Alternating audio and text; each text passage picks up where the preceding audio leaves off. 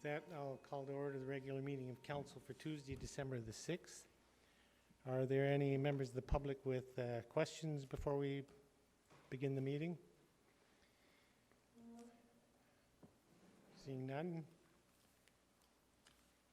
Looking to approve the agenda. Are there additions, changes to the agenda? Seeing none. Move the agenda be approved as presented. Those in favor? Opposed? Motion's carried unanimously. We have one delegation with us this evening. Dr. John Pomeroy from the University of Saskatchewan. Dr. Pomeroy, welcome. Yes, if you just take the podium and speak to your, pardon me? Okay. One moment, please. Yeah. Okay. I'd like to recuse myself from the presentation and the council discussion because a family member works on contract for the University of Saskatchewan. Great, the minutes will reflect that. Thank you. Okay, lovely, thank you.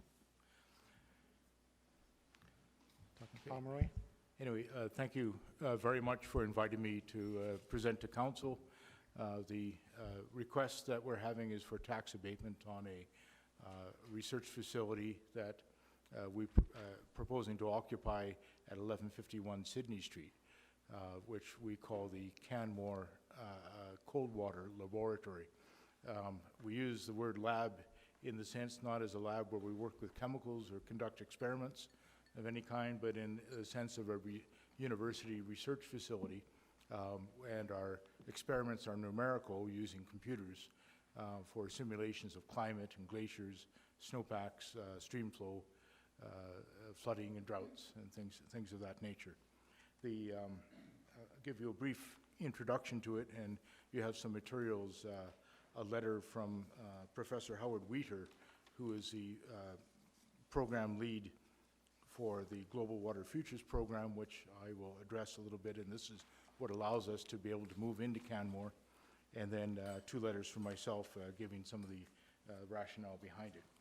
But the Global Water Futures program was recently funded by the Canadian Government of Canada, and we were very fortunate to receive $77.8 million. It's the largest water research grant in Canadian history, and we did some research. It appears to be the largest to a university ever in the world's history for water research. And it's a program that I co-lead with Howard Wheater. A large element of this program will occur in the mountains, and looking at the melting glaciers, the changing snowpacks, the changing stream flow highs and lows, the floods and the droughts, and changing groundwater.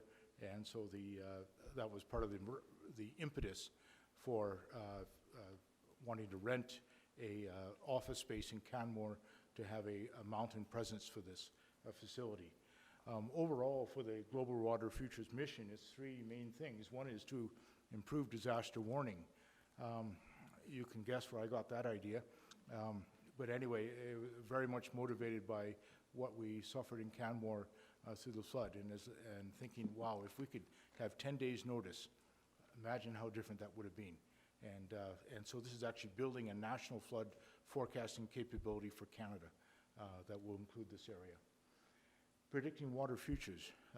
We want to know what our glaciers will look like in 50 years, in 100 years, what our water supply will be, what are the ecosystems that are tied to this, what would they be like, what will our national parks look like in that time. So that's all part of that.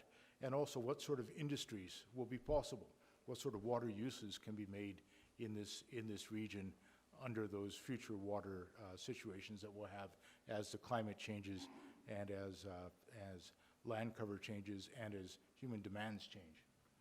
And then finally, information, to develop information to allow adaptation to this change and to manage our risks. We're going to have risks. This town has gone through a large risk management exercise, and this is something we want to develop future information as these strategies are rolled out around the country. What are the governance mechanisms? Who looks after water in this country? Federal, provincial, local? Excuse me. How can we better manage it? Sorry. No photos. Okay. Without request. how can we better manage it, and what policy tools do we need to reduce the risk of threats to populations in Canada and design better strategies and enhance our economic opportunities.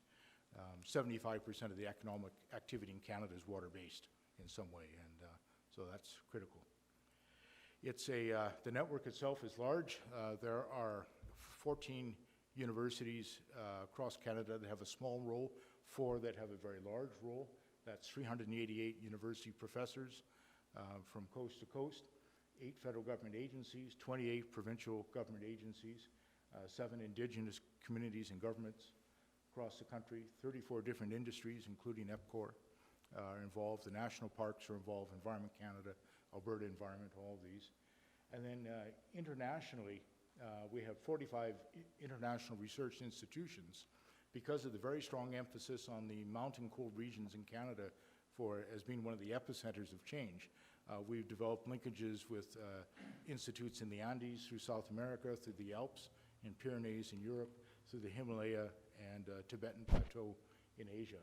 And so these will all be collaborative researchers that have written letters of support and included in-kind resources that support the program. So with all those supporters brought in, the total budgets are actually very large, 143 million. So this makes it the largest program of that nature in the world.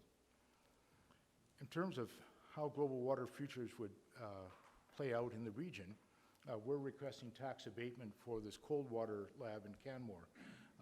The University of Saskatchewan has operated the cold water lab in the Kananaskis since 2009, where we've resided on the University of Calgary Barrier Lake Field Station in an old federal government building that's sort of, it's there, but it's still standing.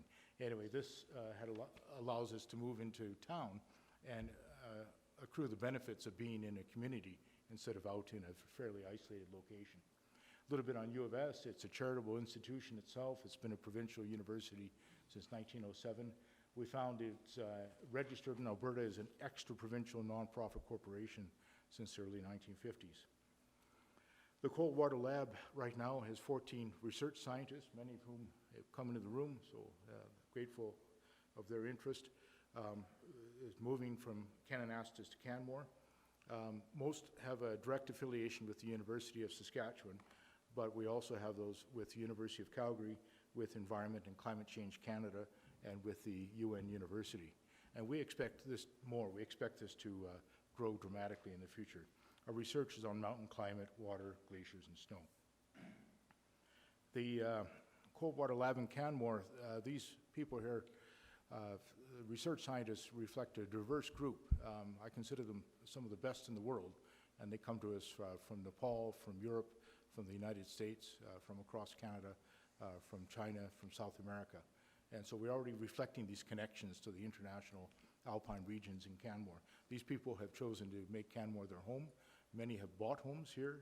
Many will buy homes. Others are leasing accommodation. And they enjoy the idea of the Sydney Street building that we're proposing because of the transit, the amenities in town. We can go for a coffee, which you can't do easily at Barrier Lake, and things like that. And of course, we avoid the half-hour commute on icy roads. We've had a long string of visitors to the lab in Kananaskis, and that will increase dramatically now that we're here and now that Global Water Futures is ramping up. The current list for 2016, Chile, France, US, Switzerland, Spain, and China as a source for some of the visiting scientists. We expect expansion of the lab, as I mentioned. More people will locate out here for one-year sabbaticals or for research internships from universities across Canada and from many of these international research institutions. And the attractiveness of Canmore as a location plays no small part in that. We can't do that in Saskatoon, but we can do that here. We want to introduce the lab to the community, so we'll have an open house event in late April 2016 with some speakers and some refreshments and just explain to the community what we're doing. And we'd like to interact on a regular basis with the mountain community, the mountain guides. We've had a regular speaking arrangement with to two-way transfer of information there. What are they seeing what's going on, and what are we saying we think will happen? But we want to tie in strongly to more of the ski areas, the parks, and the rest. And we're currently talking to the big hotels in the area, including Canmore, but throughout the Bow Valley, about hosting the World Climate Research Program's Water and Climate meeting for 2018. They've decided it's coming here. It will be limited to 450 attendees, but these are the top scientists and government officials from around the world, and they're very interested in our melting glaciers and everything else that's going on here that we see so dramatically. So we're trying to get that one into Canmore, and that helps a lot to have the lab anchored here. And we'll continue to do things of this nature. So I would expect a stream of scientific visitors, and we understand also, being local, that we don't try to host this in July or in a peak Easter week. We try to do it in the off-season when the hotels are less expensive and less filled. So anyway, that's really what I wanted to present. This is a small office, but we see it as an incubator for building a greater university presence here. The University of Saskatchewan President Peter Stoichev was delighted in this. He had been looking for connections to the Banff Centre, and he himself has a great interest in this area. I think they may run donor events at the facility and other things from the university and increase that interest. And his interest is more music and the arts, but I think we'll see more people coming out into the area using this, even outside of our core hydrology and climate group. So anyway, that's what I have to say, and happy to answer your Great. questions. Thank you very much, Dr. Pomeroy. In your verbal presentation, you clarified the facility would be a research center rather than, I know in the written presentation it refers to it as a laboratory, but it's not, you're making it clear that it's not a laboratory in that classic sense of the word. No, it's very much, there will be no experiments conducted in there. Our lease agreement prescribes anything like that, in fact, so we can't do that there. Okay, perfect. Yeah. And I was just curious, as you were speaking, I was trying to remember how long you were in Canada's country. You've been out there a long while. We set up there 2009. I've been coming out to the area regularly since 2003, when my research chair started at the university. And, well, before then, 1979 is the first time I came through here. But we've been very active since 2003. Yeah, it's very encouraging to see, you able to increase or envision increasing the work you're doing in the region, and also envisioning using Canmore as a base. It speaks directly to many of the discussions that have been growing over the last couple of years around diversification of the economy, and the knowledge-based sector as being one opportunity to grow the economy outside of tourism. And I could see a facility such as you're creating being the hub or a nucleus of a much larger research-based community in Canmore, so very encouraging. Are there questions from members of council? Councillor Krausert. Thank you, Your Worship. Thank you, Dr. Pomeroy, for your presentation. This is very exciting, and I think it's great what you're describing. I'm curious as to the timing a decision is needed in order to work with I understand you're waiting on signing a lease until you know this decision. The new information is we have signed the lease. Okay. We needed to do this, and we took a leap of faith. And so in terms of the timing for your decisions, the sooner the better, simply because the expense of the taxes are not something we could sustain easily long term. So, and we wouldn't leave, but we would be making cuts to the science program in some way. So. And thank you for that. Now, perhaps there's a question for you, or maybe it's for administration. My understanding is if you were the University of Calgary, you wouldn't have to be making an application to us. You'd be filing an application under the COPTER regulations as a provincial education institution. Yes.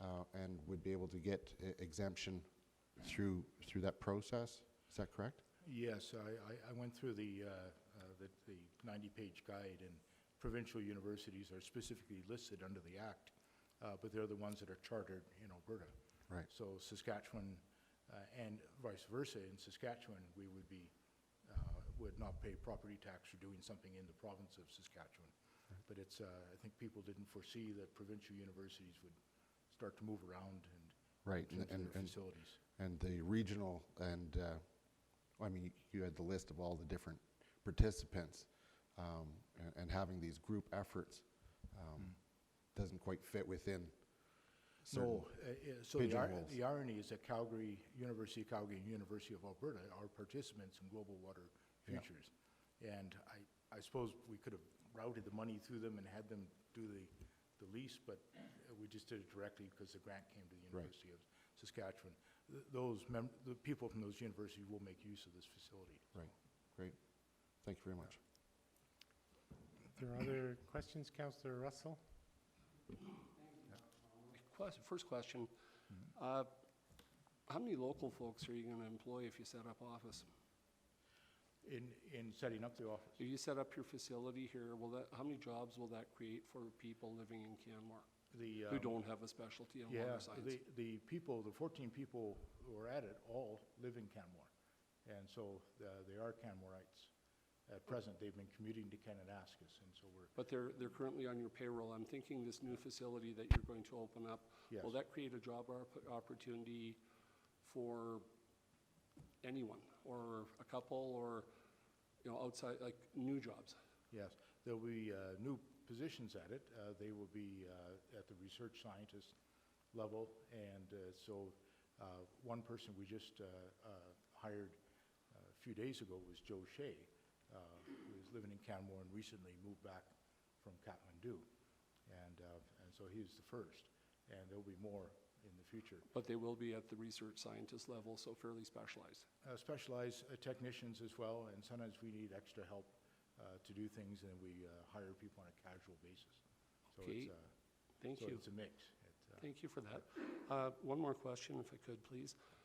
Is there any education opportunity for local folks to come out to your facility and gain some course credit or anything like that, or this is just strictly all research?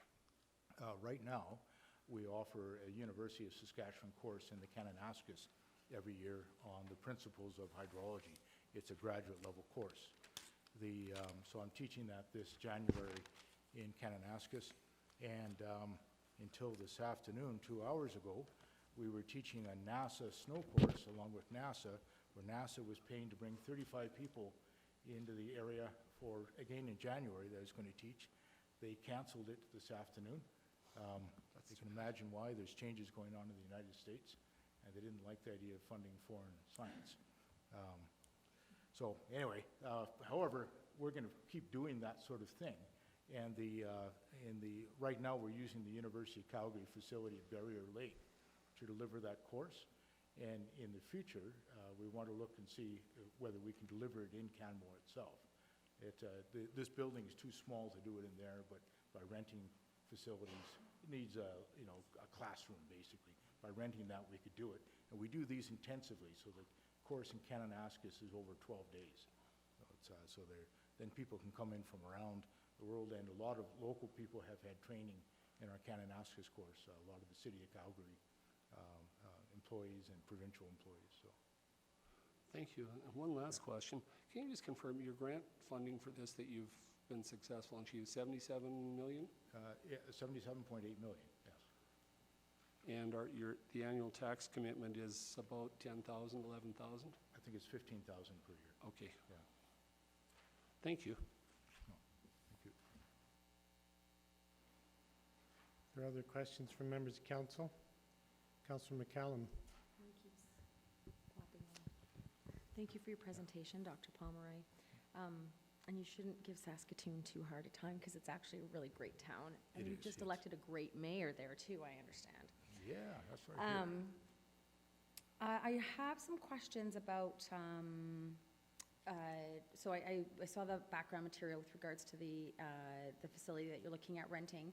I'm curious if there's any other amenities that you're going to be bringing with you or building with you to accommodate the students that would be, I understand that there's graduate students, et cetera, but within your cover letter, it speaks to bringing in students from, I'm guessing, all over the world, if not Canada.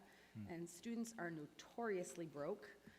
So I'm wondering if there'll be a place, or if you're looking at renting some housing or anything like that to be able to house those folks, because obviously hotels will not be a possibility. Well, hotels maybe. These are students with grants, and so they're graduate students, so they're under scholarship, so they're making closer to a living wage, probably not. That was going to be my next question. Yeah. How So many will be earning a living they're wage? making, the ones that have been based here for many years are able to rent under the current market, and there's not an issue there. The ones coming in, for instance, 2 students from Chile are coming up under a Chilean grant system, which covers their expenses in Canada. So they'll be here for three months, and we're saying, well, rent a place in Canada, and they're not seeing an issue with that.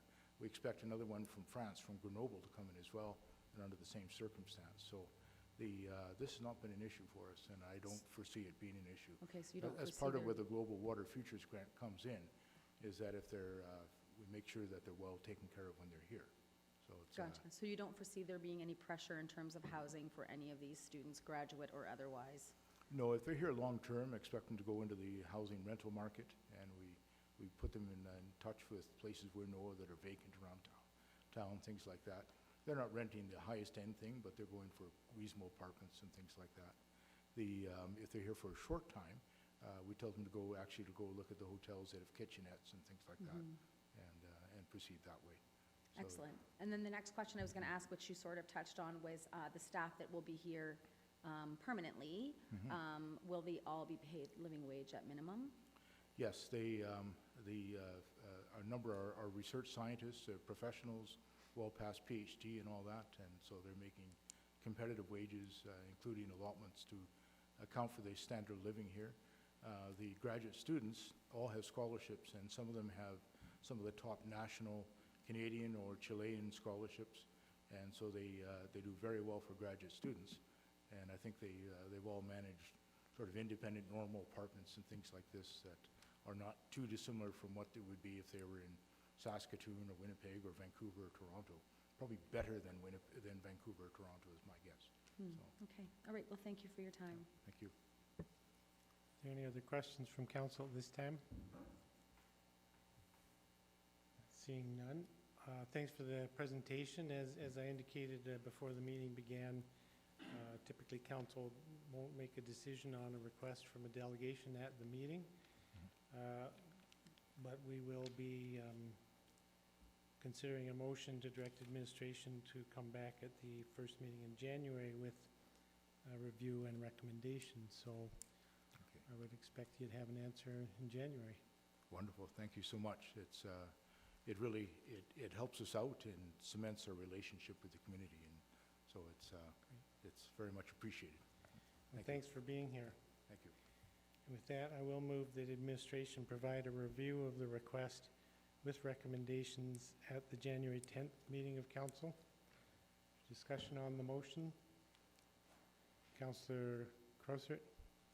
Thank you, Your Worship. I'll support that motion. I'm actually would be prepared to decide today, but given that the lease has already been signed and the immediate need of a decision is no longer upon us, I'm fine with us waiting until January. I think that this is the type of thing that is of great benefit to a community, and the fact that they're from Saskatchewan, even though they're teamed up with higher education institutions from Alberta, has put them into a situation that is not captured by Copter, but I think it really should be. So I'm looking forward to this coming back. Further discussion on the motion? Seeing none, I'll call the question. Those in favor? Opposed? Motion's carried unanimously. We'll bring Councillor Sanford back into the room, and unless everybody'd like to stay and listen to all of the other fascinating business, brief moment where you can make your way out of the council chamber.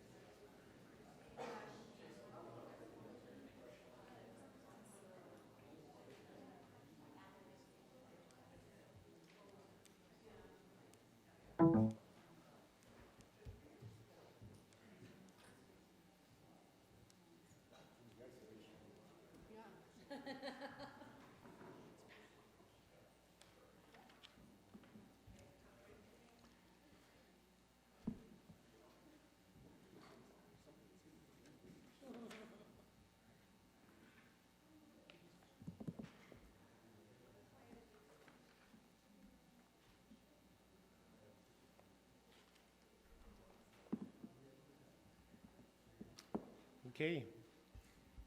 We'll resume the meeting then. This time I'll look to the minutes of the November 15th regular meeting of council. Are there errors or omissions? Seeing none, I'll move they be adopted as presented. Those in favor? Opposed? Motion's carried unanimously. Look into the minutes of the public hearing of Tuesday, November the 22nd. Are there errors or omissions? Seeing none, I'll move they be adopted as presented. Those in favor? Opposed? Motion's carried unanimously. And looking then to the minutes of the special meeting of council of Tuesday, November the 22nd. Again, are there any errors or omissions? Seeing none, call the question. Those in favor? All opposed? Motion's carried unanimously. Turning then to item F1, Bylaw 2016-32, Old Daycare Lands, DC District. Mr. Fish. Good afternoon, Your Worship, members of council. Yes, Bylaw 2016-32 is the Old Daycare Lands Direct Control District proposed, in this case for first reading. Quick site history, I believe all of council and members of the gallery are quite familiar with the site. 1978 created the subdivision that included the municipal reserve designation on a portion of the site. That MR designation included slightly over 41% of the entire site.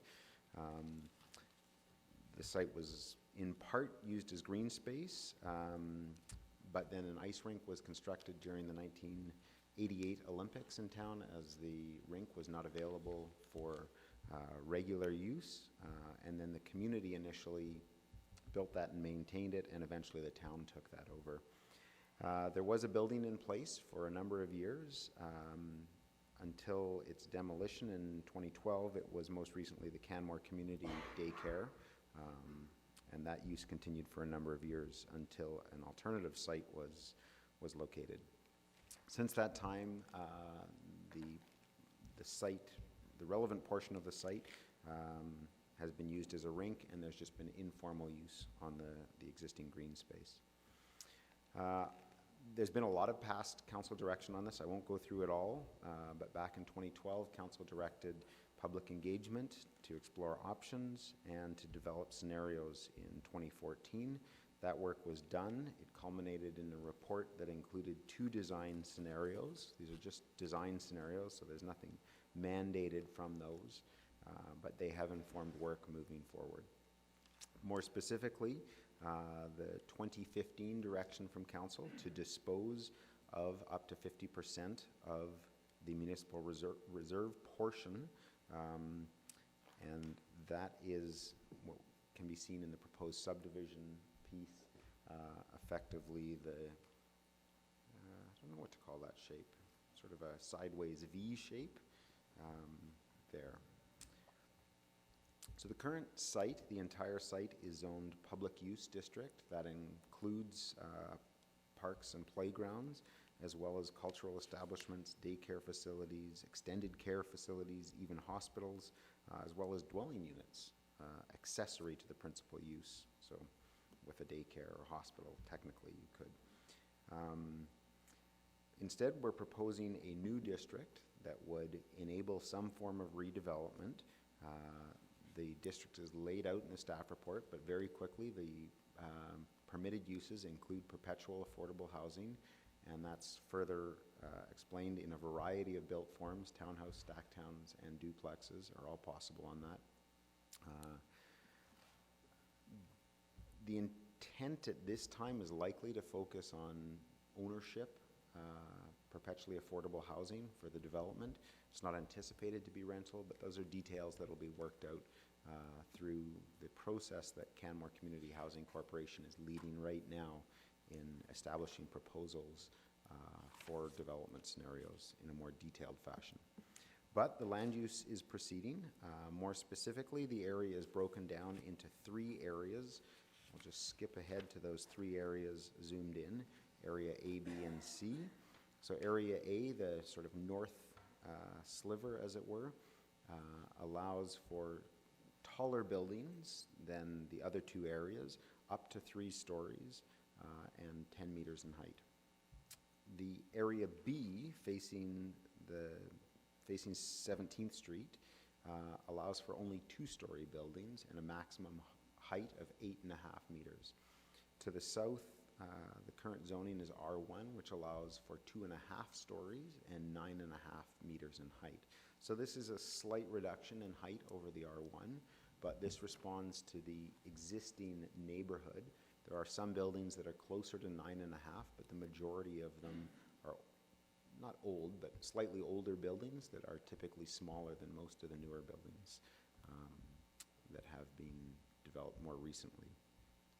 Finally, area C, sort of at the toe of the site, allows for something in between 2.5 stories and up to 9 meters. So it allows for a 3rd floor to be built into the roof as long as it is in the roof, but limits that height to 9 meters. So it'll be tight, but enables some potential for a bit of sort of half story above the 2nd story.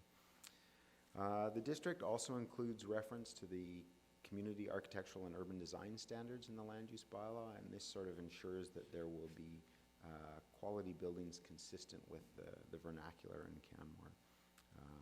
So it's intended to be to require some consideration of those, so there is some flexibility.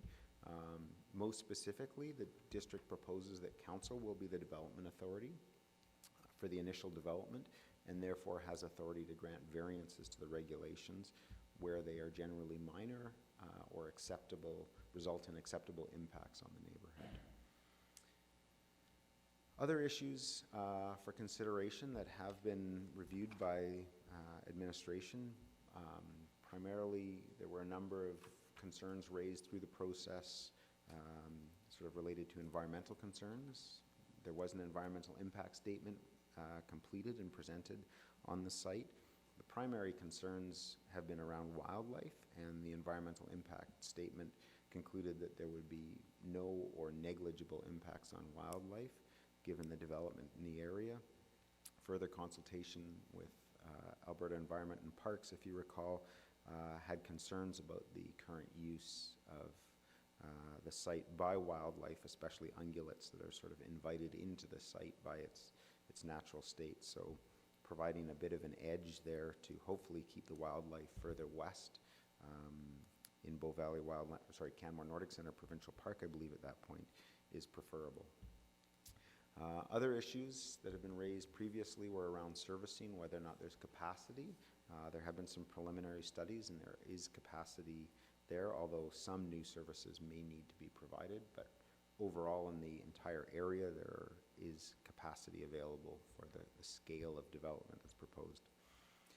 Some concerns around traffic have been raised in the past as well. The site is currently seeing a reduced amount of vehicle traffic. There was quite a bit more activity on the site when the daycare was in place. But again, engineering has not raised any preliminary concerns regarding the sort of scale of development that's proposed having an undue impact on traffic. There have been some questions around flood risk and groundwater. The area is not in the floodway or the flood fringe. Any groundwater levels are generally below the existing grade, although any development of the site will require consideration of that, and would generally not include basements or any below-grade spaces, certainly not habitable spaces. With respect to flood, as I said, it's out of the floodway and the flood fringe, so there are no anticipated concerns. The final one is that the development is being driven by a need for affordable housing, and that's what is being responded to. So, in conclusion, administration is recommending that Council give first reading to the bylaw and schedule the public hearing for January 17th at 6 p.m. And at that point, the public will have the opportunity to give input on the proposed district. I think, as outlined in the staff report, there has been a fair bit of engagement on this site already, and I think Council is well aware there are a number in the community that still have concerns about the development. As well, there are a number of people that spoke at the disposition public hearing that were very much encouraged and supportive of provision of additional housing. So it's certainly not going to please everyone, but having the public hearing is both required and a good idea to hear the community's thoughts on the proposed district. Happy to answer any questions. Thanks, Mr. Fish. I have one or two questions just around the proposed land use district. I'm curious, in Area A specifications or specific regulations, notes that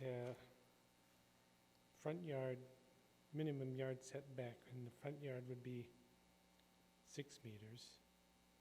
I'm just curious why it would be 6 meters along 11th Avenue and not the same along 17th. It's a different setback on 17th. Yeah, we had a fair bit of discussion internally about that. The key piece is that the setback is measured from the property line, and from the back of curb, there exists an additional undeveloped, effectively right now, green space of 4.5 meters. So between the back of curb and the proposed allowable front yard of 3 meters, you would end up with 7.5 meters of undeveloped space from the back of the curb to the potential front of buildings. So it's sort of recognition that the road right-of-way allows for quite a bit wider, well, there's quite a bit more space between the existing road and the property line currently. I don't think I have, yeah, I'm sorry, the proposed subdivision map doesn't show the back of curb, but it's basically 4.5 meters further south on 17th Street than the property line. Okay, that's good to know. Thank you. And under the purpose, it knows it's to provide a comprehensively designed, perpetually affordable housing development. And so that is a permitted use, but discretionary uses include duplex plus, stacked townhouse, and townhouses. So if there's a model of affordable housing that isn't the same leasehold control model as PAH, there's some discussion of using restrictive covenant or some other manner of protecting the affordability. That sort of affordable housing would fit in under the discretionary uses? Just trying to confirm, in the land use bylaw, there is a definition of perpetually affordable housing.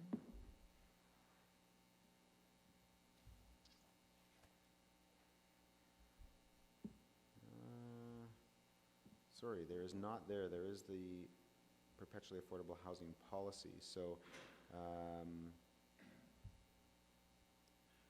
your question was whether it would allow for alternative forms of development. Of affordable housing development. So the built form is defined in the district in terms of it may include townhouses, stacked townhomes, duplexes. It doesn't get into the actual financial or the ownership model of it. So the land use district is really talking about built form, and how the ownership model works would be dependent on what the model is that's ultimately selected by CCHC and council. Great. Thank you. Mr. Fark, did you have additional Yeah, answers? just to clarify, Mr. Fish, the definition of the pH is actually in the definition section of the land use bylaw, so it's might be a little harder to find if you might have to scroll a little further, but it is there.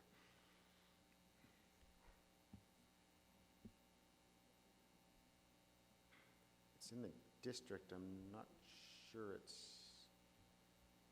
in the land use bylaw generally. Oh, I'm sorry, it's under PAH, yes, thank you. Would you like me to read that to council? Sure.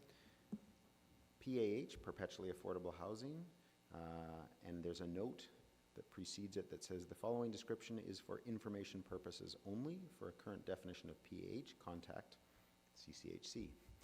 But the informational description here is PAH refers to both equity and rental housing units that through a variety of restrictions, such as those imposed through a restrictive covenant, option to purchase, a land lease, or other document is removed from the influence of the open real estate market. PAH units are not offered at market rates when ownership or tenancy changes, but remain at levels lower than the market would dictate.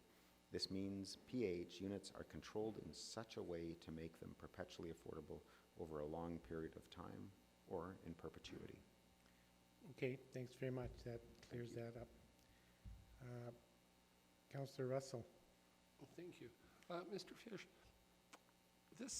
I'm not sure I'm asking this question correctly, but we seem to, every time we have something that requires a little bit of extra thought, we keep seeing direct control district. Could this not be fit into something that's sort of standard?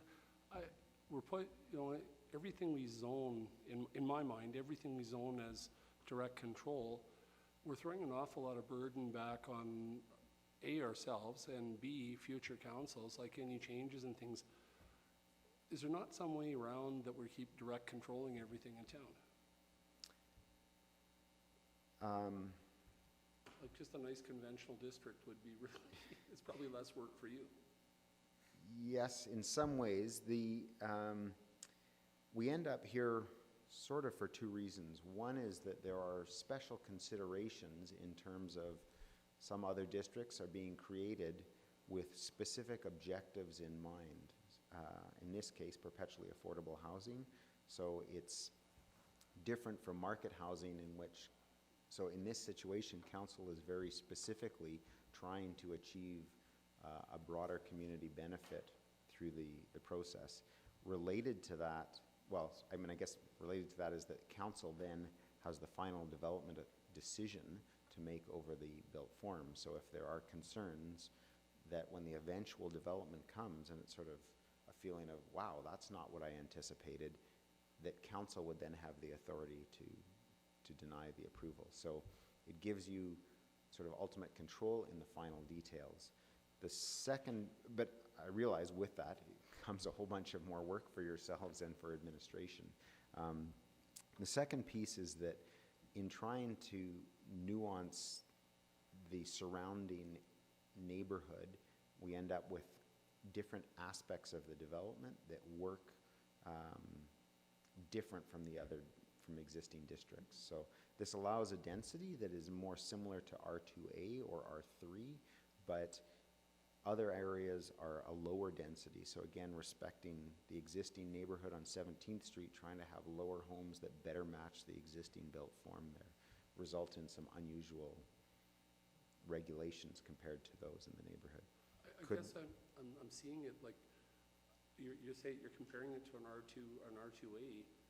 You know, would it be an easier process to avoid having to keep coming back to this if you build a PH component into your R2A district, then you've got a cookie cutter, you've got a finished product that's pretty clear, pretty defined, rather than throwing this back onto it would, to try to minimize the controversy and the extended debates. Regardless, we would still be at a public hearing if we were rezoning it to R2A. We're just bringing the final decision back to council, so there's no public hearing associated with the final decision. The challenge in this case is that we're trying to respond to some unusual aspects of fitting into an existing neighborhood. So the R2A and R3 districts would allow significantly larger buildings than what are being proposed in this situation. So I guess if we're at council's wish, we could propose to use existing districts, but it would not respect the input that we have regarding the different scenarios that were produced previously. Thank you, you've answered my question. Councillor McCallum? Thank you, Your Worship. Thank you for your presentation, Mr. Fish. I'm wondering if you can please repeat for me the piece of your presentation with regards to the height differences between, on 16th rather. 17th, sorry, 16th is behind it. So the building height in Area A, the green area on the screen there, is a maximum of 10 meters or 3 stories. In Area B, so the sort of purple area facing 17th Street, is a maximum of 2 stories or 8.5 meters. Okay, and how does that compare to the homes, to the regulation for the homes that are across the street on 17th? 2.5 stories and 9.5 meters. Okay. Certainly 9.5 meters. I'd have to check the wording around the height, which is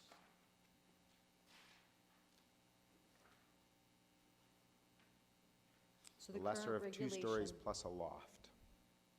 Okay, So it's a similar terminology to 2.5 stories. That 3rd story cannot be as large as the other lower levels. gotcha. Okay, thank you very much. There are other questions from members of council this time? Seeing none, thank you very much, Mr. Fish. With that, I will move the council give first reading to bylaw 2016-32 and schedule a public hearing for January the 17th, 2017 at 6 p.m. Is there discussion on the motion? Seeing none, I'll call the question. Those in favor? Opposed? Motion's carried unanimously. Moving on then to item F2, the 2017 and 2018 utility rate amendments. Mr. Canmore.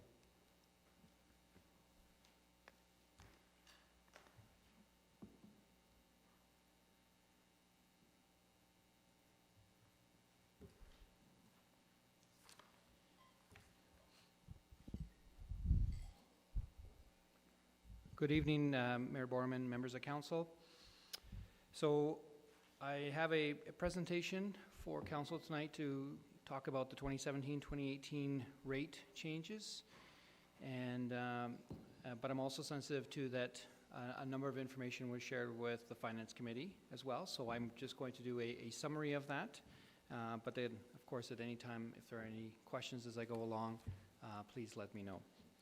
So the motion in front of council is twofold. One, that council give first, second, and third reading to the water rate amending bylaw 2016-29. And then similarly, that council give first, second, and third reading to the sewer rate amending bylaw 2016-30. So in summary, as presented to the Finance Committee, the utility rate itself does utilize the use of a utility rate model. Within that, after we had put in all of our inputs, we had determined that we needed a 5.5% increase to fund all the capital projects that we're proposing, as well as ensuring that we have the adequate reserve in there. And as I mentioned at a previous the Finance Committee, that it is historically we've been averaging greater than 6% per year. So this is a drop in the curve. Also, in 2015, we completed a utility rate model. A rate review, and there was a recommendation to adopt the AWW rate, fixed rate ratios, and so we are continuing on that path, and that was inputted as well into the utility rate model, looking to do that over a 4-year period. And then once we put everything in there, the impact on the residential accounts is about approximately 3.2% in 2017 as well as 2018, at about $16.50 and close to $17 annual increase to the average consumer assuming that they use 15 cubic meters of water. On the commercial side, and what we noticed through the utility rate review is that the residential sector was subsidizing the commercial sector. And so the larger 2 meters, the 75 and the 100 millimeters, are going to be more transitioning to the AWW ratios over 4 years. And so we've got quite a spectrum of changes happening on the commercial side. And as a result, we have a range of impacts on the commercial accounts in 2017 that can be anywhere from 3% to 10.5%. And then in 2018, 3% to less than 10%. And that's based on the average use of water that we have for that particular meter size. So some will be paying more, some will be paying less based on how much water that they use. So for the ratio, I just wanted to highlight here. So I'm just going to grab a cursor. There is the ratio there. The meter sizes on the left-hand side. The next column over has the targets that we ultimately want to hit, and we began that in 2016. We're going to continue in 17 and 18 continue, and by that time we hit 2019, we'll have hit those. And you can see it's the bottom 2 meters, the 75 mil and the 100 mils are the ones that have to move the most. By now, going in 2017, most of them have hit the ratio that we're looking to adopt. On the water side, these are what the rates are looking at. So you can see when you put the ratios in there, the 15 mil fixed rates increased by 2.3%. However, you can see down at the bottom, the variable rate, which is what you pay per cubic meter of water, increases 4.5%. That's why we end up with 3.2% on average for a homeowner. And then we've got the ranges as well for the larger meters. And it's a similar situation on the wastewater side. Again, 2.3% increase in rates. But then the variable for the wastewater, the return water, is 4.5%. So that's how we end up with that 3.2. And then you can see the biggest jump is the 75 and 100 mils that are going to be paying almost 23% and close to 20% in 2018 on the fixed side. And again, that's to balance things out because the residential sector has been subsidizing up to this point. So that's the water and wastewaters and the specific numbers on the fixed and the variable. And then the new thing that we did add in 2016 was the incline block rate. And as you can see here, what that does is what we took as the variable rate, we increased it by 20%. And so anybody that exceeded the 90th percentile would all of a sudden end up in a surcharge scenario. So up to this point, October, we generated close to $27,000. So we had a brief discussion with the Finance Committee is what do we do with that going forward. And one thing is some targeted public education on those homeowners that are exceeding. And you can see that at least over 1,000 homes to date are continually exceeding that over the periods, the billing periods we've had. And sorry, not 1,000, 136 have consistently hit exceeded that volume. And just to be clear, this is the residential sector only, and those with a 15 millimeter meter. So it doesn't impact the commercial. It's a much more difficult thing to determine. And the multifamily is again difficult too. In often scenarios, they will have one large meter, and so it's difficult to know who is exceeding the water use and who's not. So at this point, it's really restricted to the residential sector, single family. And then that's what the incline block rate would be. So you can see the 2017, it is below the surcharge, and then the 92 or 93 cents would be 20%, and the same thing applied for 2018. So that's the incline block rate, and then we'd just like to show council as well how the utility rate model, how healthy it is right now. And so we're still in a good position. As I said, every year this is what the chart looks like. We've got our reserve target in red. and what our balance is in blue. And at this point, you can see that we are below, and we're going to continue to climb out of there.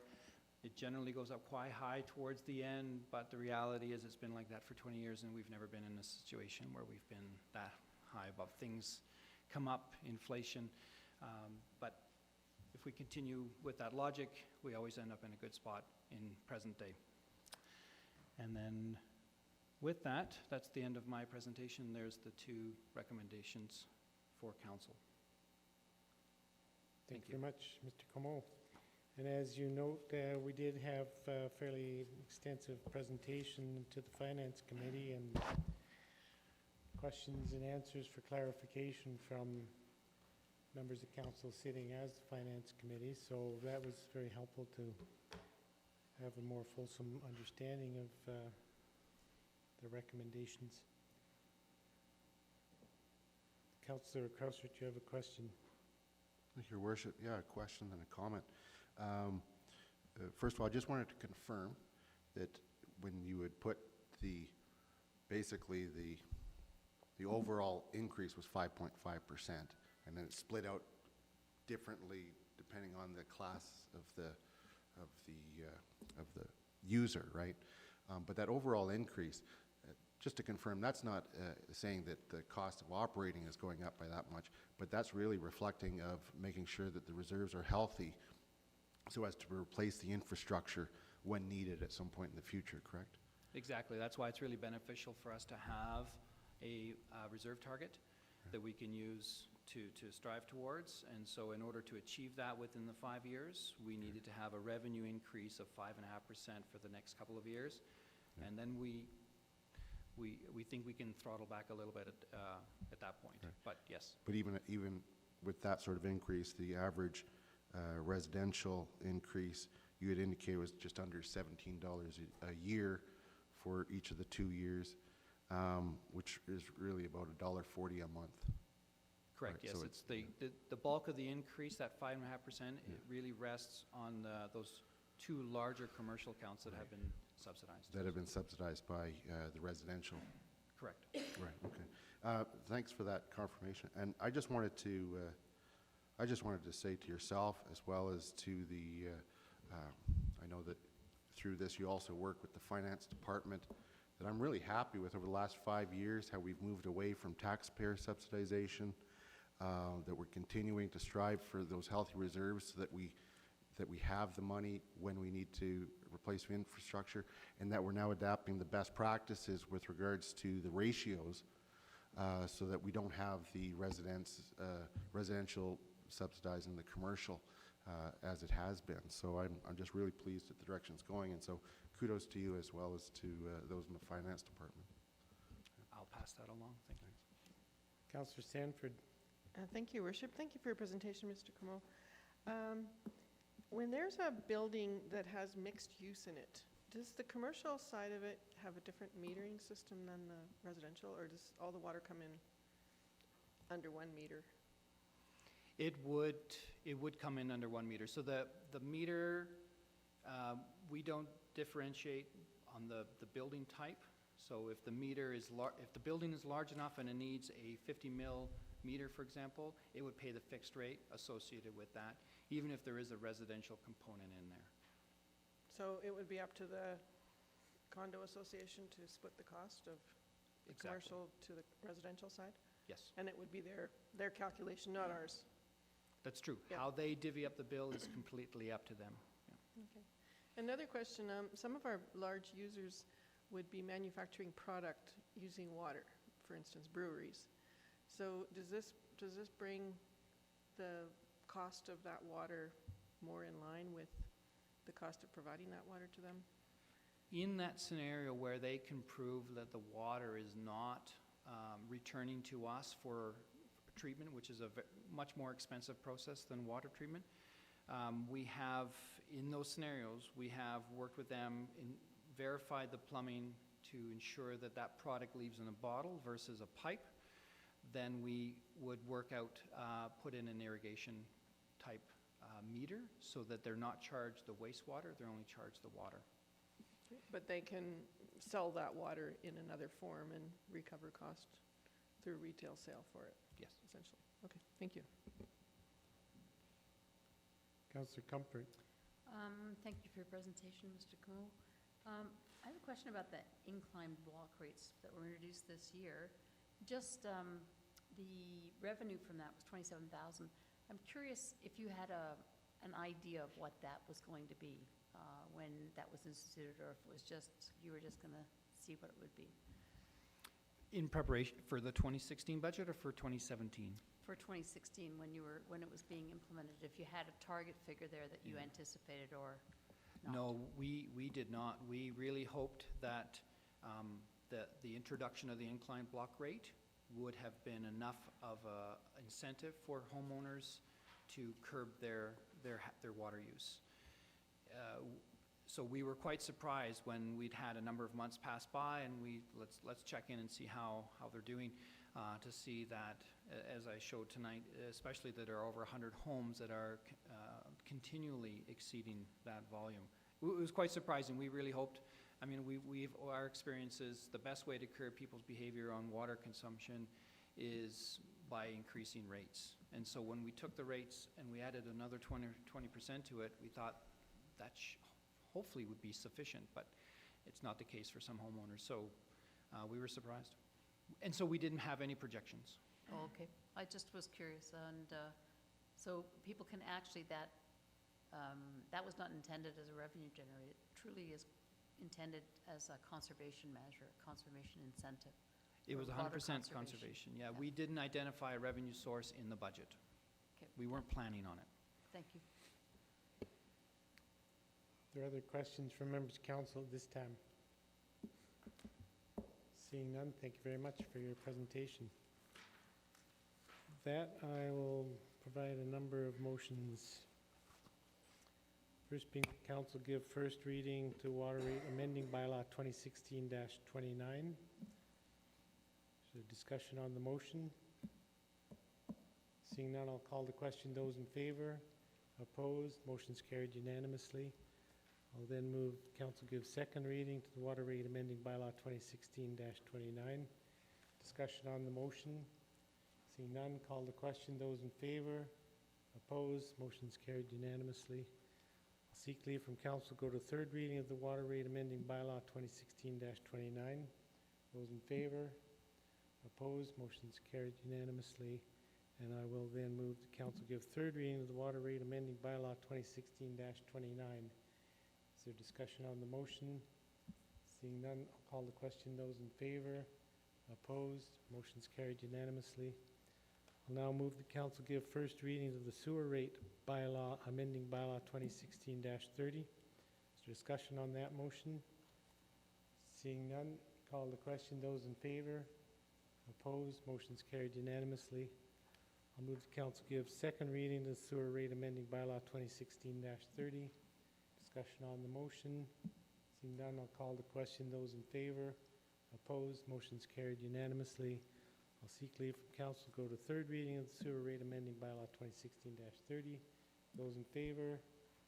Opposed? Motion's carried unanimously. And I will move the council give third reading to sewer rate amending bylaw 2016-30. Discussion on the motion. Seeing none, call the question. Those in favor? Opposed? Motion's carried unanimously. Moving on then to item F3. Once again, Mr. Camo, Recyclables and Waste Disposal Bylaw 2017 and 2018 fees, amending Bylaw 2016-31. Good evening again, Mayor Borman, members of council. So, I won't repeat that, but here is the motion. And similarly, this presentation was also given to the Finance Committee, so I'm just tonight going to be giving a summary, and again, if there are any questions of things that I didn't cover, please let me know. So in summary, up for the last couple, we had done a similar review of the rates for the recycling and waste budget, and we were finding that when we really identify the cost for waste and we split it out from the cost for recycling, we were having one subsidizing the other. So we were looking at a transition for a couple of years where the waste was subsidized in the recycling side, and we needed to do some significant increases. And so we did 10% last year, and we're looking to, again to do 10%. And once we do that second 10% in 17, we will then have the subsidies, we will have removed the subsidies, and then the revenues generated in each of those utility budgets will ensure that there's adequate transfers to reserves to pay for future replacements of the waste and recycling infrastructure. The other thing that we're looking to do in 2018, which we'll be looking to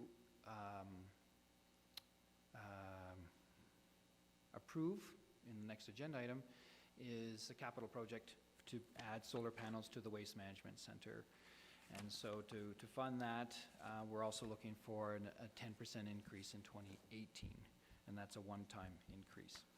And then on the waste collection rates, we are looking at 2% in 17 and 18, and that is just to continue covering our inflationary obligations and our waste disposal contracts and so on. So that's a summary of the changes we're looking to do on the solid waste services side. The impact on the residential sector for 2017 is about 5.1%. So when you look at the 2% and the 10%, it averages to 5.1, about $17.50. And then in 18, same thing, because we're doing another 10%. It's 5.3% increase when you combine the two, closer to $19, and that is for the entire year. And then on the commercial side, they only pay the recycling portion because they look after their own for the waste side. So they have a full 10%, which is about 21.25 in 2017 and $23.50 in 2018 is what their impact is. And so those are what the rates are. That's what they'll look like. And then just a quick snapshot of the solid waste services review graph and its health, and you can see that at this point we will dip below, and that is largely to pay for the solar panels. And then we're going to continue to increase, and we've got this big rise over here with the anticipation of replacement of the sort line at the Waste Management Center at some point in the future. So we're building up the reserves for that. And I think it's similar to the utility side is we generally never hit that big surplus on the reserve. But just sharing that with you, and if there are no other questions, there's the recommendation for Council's consideration. Thank you, Mr. Como. Councillor Seeley. Thank you, Mr. Como, for the presentation and information. Just a question on the solar panels. There's an 11-year payback on them. At that time, technology and everything else, how long would the solar panels be projected to last? 25 to 30 years is the projected lifespan of the solar panels. Okay, thank you. So, as with the previous presentation, there was considerable discussion around this matter during the Finance Committee meetings last month.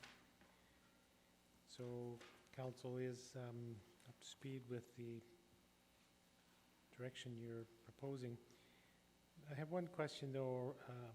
You note that after the increase in 2017, the recycling budget is expected to be self-sufficient, which is an admirable goal.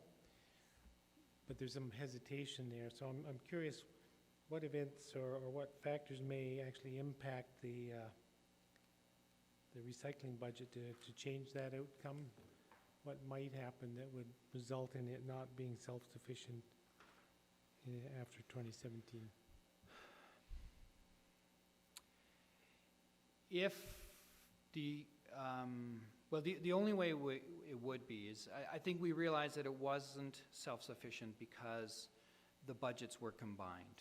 And so when you really pull the thing apart, that's when we realized that the waste rates were greater than they needed to be than the recycling rates. And so once we've pulled it apart, we've done this adjustment with the rates. I mean, the waste rates, if they were still together, would be higher than the 2%, and the recycling would be a little bit less. What I think is important is that the impact to the homeowner remains the same. It's 5.1 and 5.3%. Now that the budgets are separated, what could make, I think if we were to introduce any new programs, we should have a pretty good understanding what those costs would be. And if it's a recycling program, then the revenues to satisfy those costs would be reflected in the recycling rates. And so we would not, I don't believe, go back and look at taking some money from the waste to cover the recycling side. So we're going to continue to treat them differently, and so depending on where the new programming would come from, we would establish rates based on the cost to supply those programs.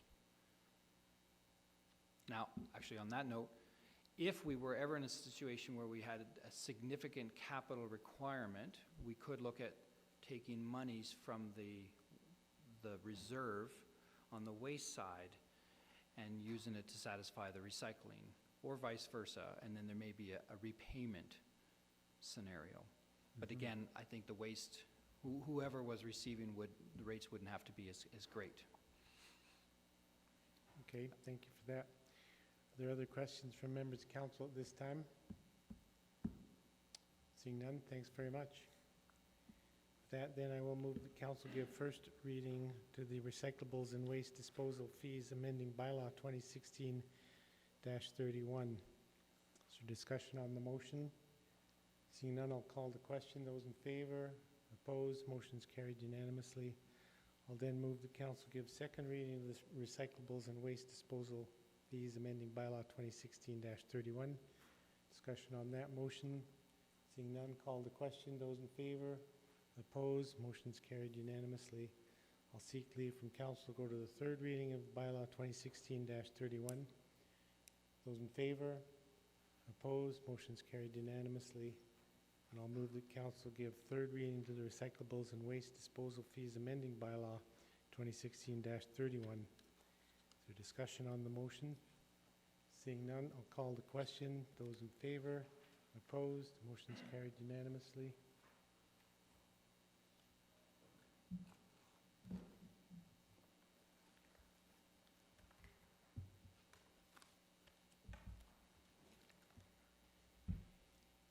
And now we're moving on to the budget, whatever item that is. Ms. Ben Kampema. G1, there you go, thanks. Good evening, Your Worship, members of council. I'm here before you this evening as a culmination of a number of months of work on the budgets for 2017 and 2018. So there are 6 recommendations for consideration in and around the budgets for this evening.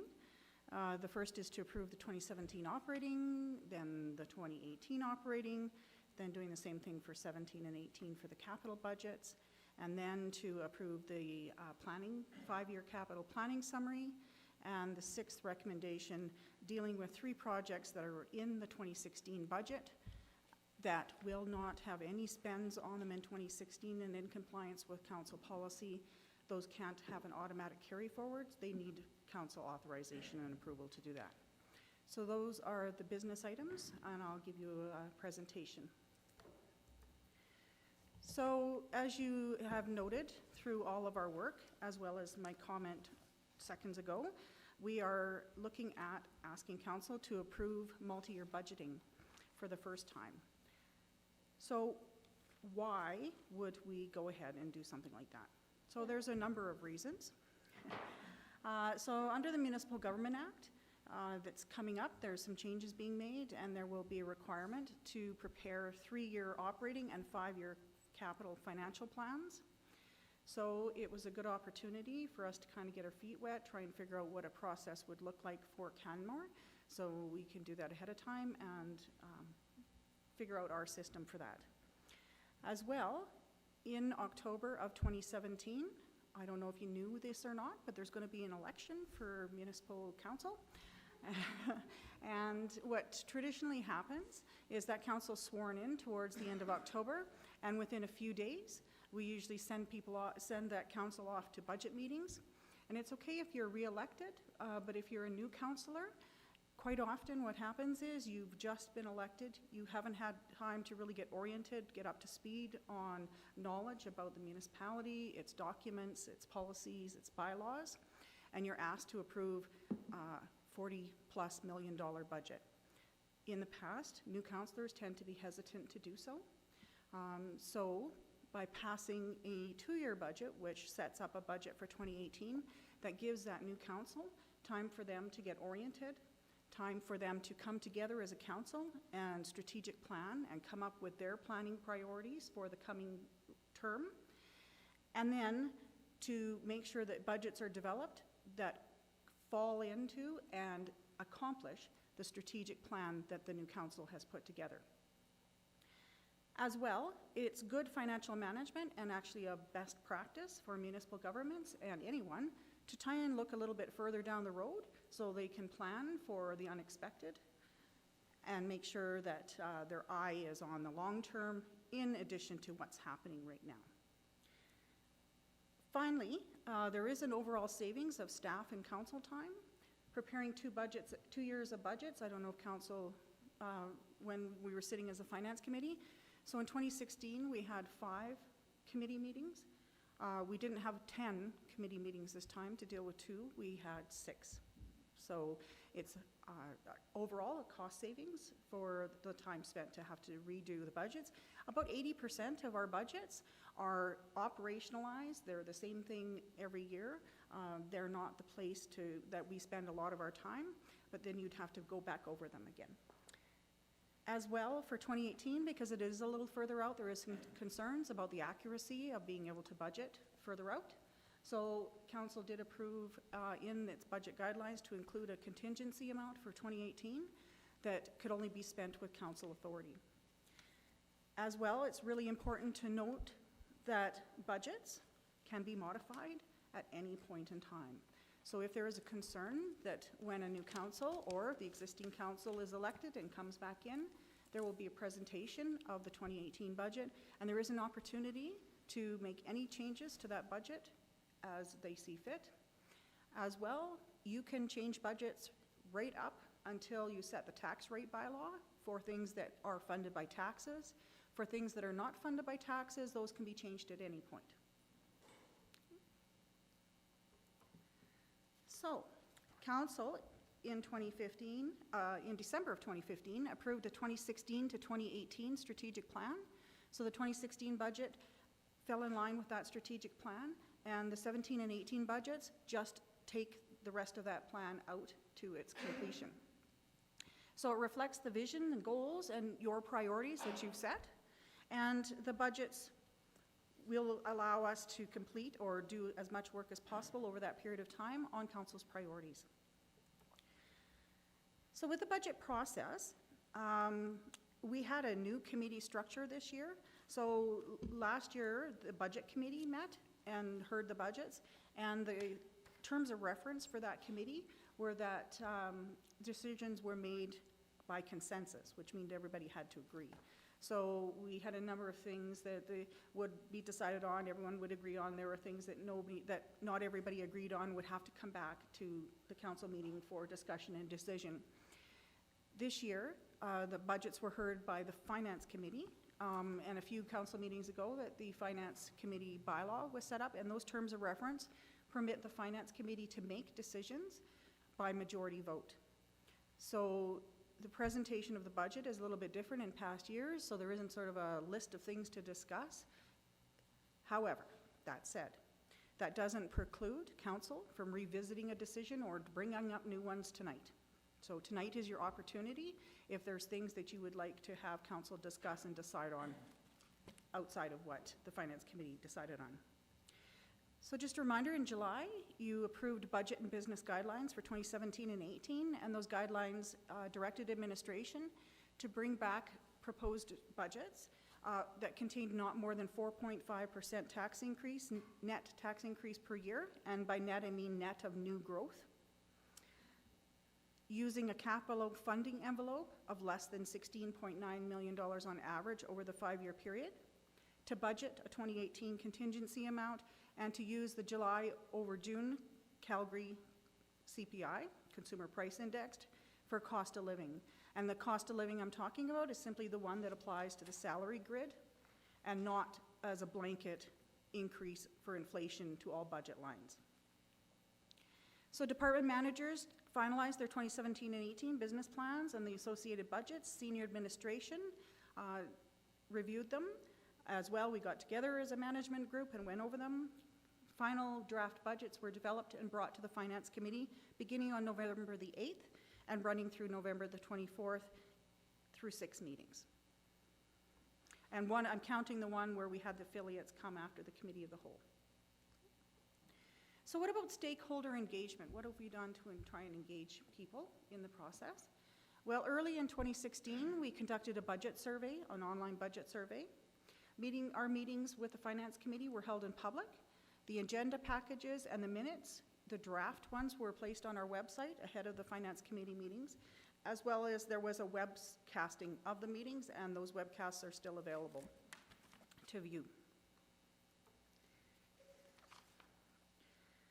So, some business plans, highlights. So service area budgets were evaluated based on what is the need, the historical performance, taking a look at actual versus budgets historically, and then alignment with the strategic plan, because those are the guiding document. That is the guiding document for developing our business plan and budgets. So again, like I said, no automatic application for an inflationary rate. And actually we used a cost of living. We noticed that the July over June was higher, but it had been trending downward. So by the end of August, it was a 1.3 cost of living, and that's what was used for the cost of living adjustment for the salary and wage grids. We also took a look at our budgets, knowing about with the implementation of transit included in the 4.5% limit. We went back to the drawing board and found some efficiencies, tried to take a look for some additional revenue sources. So we started out with a status quo budget, and in the status quo budget we talked about the revenue changes that were found, third-party costs that were beyond our control that were for the most part increases, human resource, status quo, so just how much it costs more for the same staffing complement, department program growth and any department program reductions or savings that we could find, and then administration made some recommendations on a few priority staffing additions. So using that format, that was presented to the Finance Committee. So there were 6 Finance Committee meetings based on priorities, policies, budget guidelines, and best practices. Using the 4.5% increase in 2017, that's where we came in with our proposed budget for this evening, and 3.7 in 2018. It includes, that 4.5 includes a 1.8% tax increase for a full year of local transit. And it also reflected in the budget is the master fee schedule that's also included in your package. So the approval of the budget would mean that you're approving the master fee schedule, and that fee schedule would be in place for 2017 and 2018. As well, the proposed budgets include 7.8 full-time equivalent positions in 2017, new, and 3.0 full-time equivalent positions in 2018. In your package, on page 76, is a staffing summary that tells you what the current staffing levels are, what the proposed ones would be for 17 and 18. And it's also important to note that in 2017, 1.8 FTEs are funded from capital projects, not taxes, and 2.0 are term planning positions in 17-18 that would be funded from reserves. So what's the impact? Looking at 2017, if you have a house that's assessed at $750,000 using the new rate, you would pay an additional $80 per year in municipal taxes, $2 more per year for the Perpetual Affordable Housing or PAH levy, $16 for water utilities, as Mr. Como had just spoken about, as well as $18 for solid waste services. So that would be a total of $116 per year or $9.67 a month. So what does that look like for 2018? Looking at 2018 would be $69 in municipal taxes, $2 in the PAH 17 for water utility, 19 for solid waste services, for a total of $107, which is $8.92 per month. That would be the impact on a $750,000 home, assuming that the assessment remains unchanged.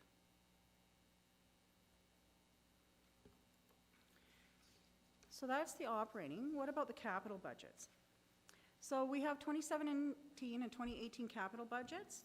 They were developed with that funding envelope in mind, and we took a look at what sources of funding we had available, considering the debt regulations, what you can and cannot take debt for, the limitations on how much you can take, as well as the affordability of the debt, council's policies, and if there were any grants available. So first, we always try and go for grant dollars, right? And then if those aren't available, we try and find different funding sources.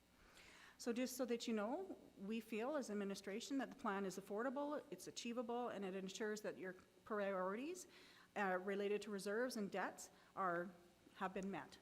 And as you will recall, during 2016, we've done some work. We beefed up the debt management policy and the reserves policy, and so the proposed budgets do fall in line with those.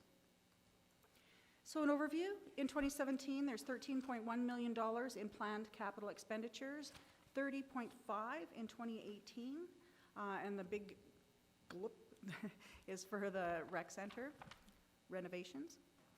So the proposed 5-year plan is $78.9 million worth of projects, and that in 2017 and 18, that's 98 individual projects, 12.5 of which is for solid waste services and water utilities, as well, plus the $31.1 million for all other town operations. So that's how it splits out. So kind of any project $1 million or more in 2017 and 18, I've listed from most costly to the least costly within those parameters. So that's where the Canmore Recreation Center life cycle maintenance construction comes in at just over $10 million. Wastewater treatment plant dewatering system at $4.6. Complete Streets Rehab, Railway Avenue Part 1 is $4 million. Stoneworks Creek Phase 1 mitigation at 3.4. Spring Creek Drive is 3.4, Stoneworks Creek 3.7, lift station construction upgrade at 1.9, and street and drainage rehabilitation at $1 million. So those are sort of the top most costly projects in 17 and 18. So how are we funding this? To give you sort of a graphical representation of what that involves. So for 2017, almost half is coming from reserves, and so half is a combination of reserves and debt. And the other half is a combination of grants, operating, so tax dollars transferred to capital in the current year, and other is developers' contribution. So in what is it being spent on? Give you again another graphical representation. So as you can see, engineering has the largest component of it, followed by utilities, then public works. Then facilities, IT, solid waste services are pretty even. And then the other is actually made up of administration, arts and events, community social development, protective services, and planning. So those are the departments that have usually small capital ones, and that's why we sort of group them together. So that gives you an idea of the spread of the projects between the departments. So doing the same thing for 2018, the funding sources, as you can see, that the debt jumps up, and that's because the debt requirement for the construction for the life cycle maintenance on the rec center. Grants at 43%, because there is contribution for that, as well as smaller draws from reserves. Then we also have sort of 3% of the total is coming from the operating contribution. It's just looking at the total, so it's not 3% of your taxes is going to pay for capital as compared to 7% of your taxes were going. It's looking at it, of the total amount being spent on capital in 2017, 7% of the total is being funded from taxes. Of the total amount being spent on capital, as you know, it was much higher in 2018, 3% of the total is coming from taxes. So looking at, again, expenditure areas for 2018, as you can see, engineering's dropped a little bit, then facilities gets up higher, and again, they would be the department responsible for the rec center, hence the large jump. So then the other thing I'm asking you to consider is the 5-year capital planning summary. And again, it includes the 2 years, 17 and 18, that we're asking council to approve, as well as 3 additional years that are used for planning purposes and not for approval, but to put things in perspective. So speaking of perspective, that 5-year plan, the impact of what debt looks like is, you can see on this graph. This graph assumes that your debt limit doesn't move, but in actual fact, we know it does. We're just not able to predict how much. And a debt limit is calculated based on your non-grant revenue in the previous year. So the amount that we're using right now comes from the 2015 financial statements, because we haven't finished 2016 yet. So the red line is the maximum amount that's allowed. That's our debt limit. And the black line is 75% of that amount. So the debt regulations, once you hit 75% of your debt limit, then the requirements for applying for the debt become a little bit more rigorous, as well as our debt management policy says we're not going to get close to 75%. So. Councillor Krausert. Thank you, Your Worship, and apologize for the interruption, No. but I just thought I'd ask while the graph's up there, or actually I just wanted you to confirm. I mean, after looking at this sort of a graph every year for the last 5 years at this time of the year, it always looks like this. Yes. And yet it never realizes that way, because the future ones are always high because all the projects are in there. Yes. But then as you get to the approval, they start, some fall out. Sometimes it's funded a different way through grants. I think it's just important to note that it always looks like the debt's going to be taking a jump in the future years, and it really actually is much more reasonable and manageable than the graph looks like. Isn't that correct? That's correct. Yeah. And since you've raised that one item, Councillor, the other point of consideration on this graph is it shows the debt limit as a flat line, but in fact every year the debt limit that's imposed by the provincial government increases. It increases with our increase in revenue. Mm-hmm. Yes. Our non-grant revenue. Yeah, so just to a matter of interest, I thought, I wonder, because you know that some of the debt gets taken out for a relatively short period of time, but some of the debt gets taken out for a number of years. And as you know, a number of years ago, at least when I was buying a house in the late 80s, interest rates were significantly higher than they are right now. So I did a calculation to see sort of what is our annual average interest rate on all our debt that's outstanding. And all of our debt outstanding is at 4.99%, so that's the interest rate we're paying. And with municipalities, that rate is set for the whole period of the term of the loan. It's not like your mortgage where you have to go and renew and you take the risk that might be higher partway through the amortization. And also just to let you know sort of the difference, if I look at the average interest rate for debt maturing within 10 years, so that's our stuff that's kind of older, the average interest rate's 5.25%. Whereas if I look at some of the stuff that's maturing greater than 10 years from now, so that predominantly is the newer stuff, the average interest rate is 3.71. So you'll find the average interest rate that we're paying annually dropping as we go, because there's been an opportunity to borrow across Canada for many reasons at lower rates than they were a number of years ago.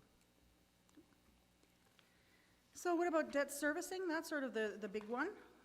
That's fine to take debt, but how do you pay for it? Like those subprime loans, it was all great, you could afford it now, but then when something else happened, you couldn't. So I feel that debt servicing is the important thing to look at.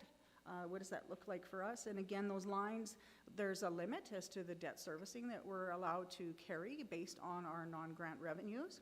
So that's the red line based on the 2015 debt servicing limit.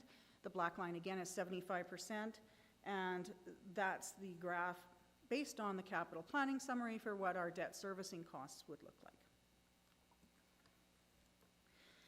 So another important part are reserves. So reserves are your savings accounts. So there's ways to pay for your expenditures. You can pay out of your current paycheck, which is your taxes in the current year. You can go and get a loan, which is the debt that we just talked about. You can hope that your parent will give you a loan, or give you a loan that you don't have to pay back in the form of a grant. That would be the provincial grants. Or you can save it up into your savings accounts. And the reserves are our savings accounts. And so when a few slides ago I showed the graphs and said draws from reserves, the percentage of the total that they were paying for in our capital plans, this is the savings account. So this is what the savings account looks like after we draw the money that we're planning to in the proposed 5-year capital planning summary. Just on that slide, I think it's important to note, as I've seen some questions from the public around the reserves, and it's important to note that those are 100% cash backed or secured. Yes. Yeah, so if anyone is interested, you could look in the financial statements, and if you look under investments, you can see that our total of our investments exceeds the total amount of our reserves, and hence the term cash back reserves. It's not a paper exercise. There's actually money in investments that we can draw on if need be. So that's the capital budgets. The number 6 recommendation I'm looking for falls out of a policy, and it's actually it was a policy of capital, or a policy of council that was approved in 2006 via Resolution 175-2006, and it's called the Capital Projects Carry Forward Policy. And that policy does not allow current year or previous year capital projects to carry forward into the following year automatically if no funds have been spent on those projects. So if you've started a project that's within a budget, you can carry forward that project, obviously, to finish it off, because not everything can be finished in 1 year. However, if you have a project that you haven't started, the policy states you can't carry forward the money without council approval. As council is aware, during the year, the facilities department had a number of staffing challenges, people leaving, coming in, then leaving, and it left them with insufficient staff to begin 3 projects. Those 3 projects are still important for completion. However, we are seeking council approval to carry forward those projects and their funding source into 2017, so those can continue to begin. And I've included the capital project narrative sheets in your package, so you'll be familiar with which projects those are. So that brings me back to the 6 recommendations. I won't read them again because Mayor Bowerman will have to do that, so I'll leave that to him. And so I welcome any questions that you might have. Thank you very much. Councillor Seeley, do you have a question? I do. Thank you very much, Ms. Van Kempima. About the rec center, I saw that the debt jumped and everything else, and with asset management and everything else. Can you give me a visual of what it looks like, that big investment that we're making this time around? I know last time we took out 2 grants that cost us 12%, 12.5% over a 25-year period. The interest rate's a lot better. How do we plan to finance it this time around? Well, the interest rates are less than 4%. So there's a combination, I believe, of grants and debts, and allow me to just get to the planning, to the summary for that.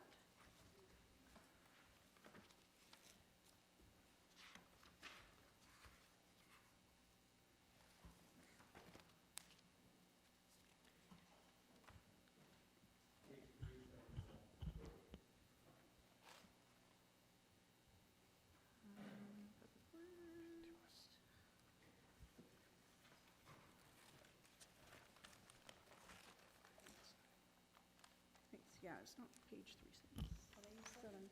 It's actually 126. No, that's okay. All right, so if you look on page 126 of your package, that is the 5-year, or the 2017-2018 capital budgets. And detail sheet reference is 68. So right at the top of that page is the total cost for that project 2018 is $10.32 million. And the plan is for almost half of that to come from grants, about half for debentures, and then a little bit from reserves. The reason why we do it that way is sometimes projects don't come in exactly on budget. And so what we do is we tend to take a little bit from reserves, which then allows us to still fulfill the grant, fulfill the debt, and then any underages can come from a reduced draw from reserve.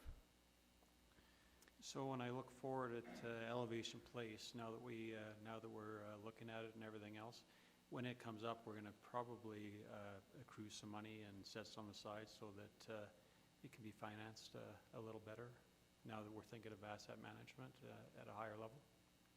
Yeah, so Elevation Place was funded mostly through grants, as well as sort of a borrowing from our reserves on future grant money that we then put back into reserves. I think the thought process here is we do have grant opportunities, but also it made more sense to take debt and for half of it. And the philosophy behind that is some believe that the users of a thing that you build should be the people who pay for the thing that you build. So if you pay for something using debt, then the debt servicing costs come up in the future years, which logically, the people who are paying taxes in those future years would be the user of that facility in the future years. On the other hand, if you use reserve or your savings account to purchase a capital asset, then a lot of that money comes from previous taxes or previous sources, and then they go into a savings account. So the use of that is actually coming from previous taxpayers. So it's good to have a balance of the two. You don't want to overburden your future generations, but it is good. So debt is not necessarily a bad thing. It's a way to manage the funding of a facility that benefits the people who will then be paying the cost to use it. Great, thank you. Councillor Krausert. Thank you, Your Worship. Ms. Van Campina, I always brutalize your name, sorry. That's all right. In coming up with these budgets, they were guided by guidelines that were passed by council. And because there's 2 years, there was an element of those guidelines that spoke to how surpluses or changes or whatever would be dealt with. Yes. So that still applies as we go forward. Is that something that I might have missed it in the package? It's a very big package, but it's not in that strategic plan package, is it? The budget business guidelines? Yeah, the budget business guidelines. No. No, but would they be available on the website as Yes. amended? Probably in close proximity to this, so if people want to know what happens if. Yeah, so they are, one, included in the package for the July meeting in which they were considered. Yep.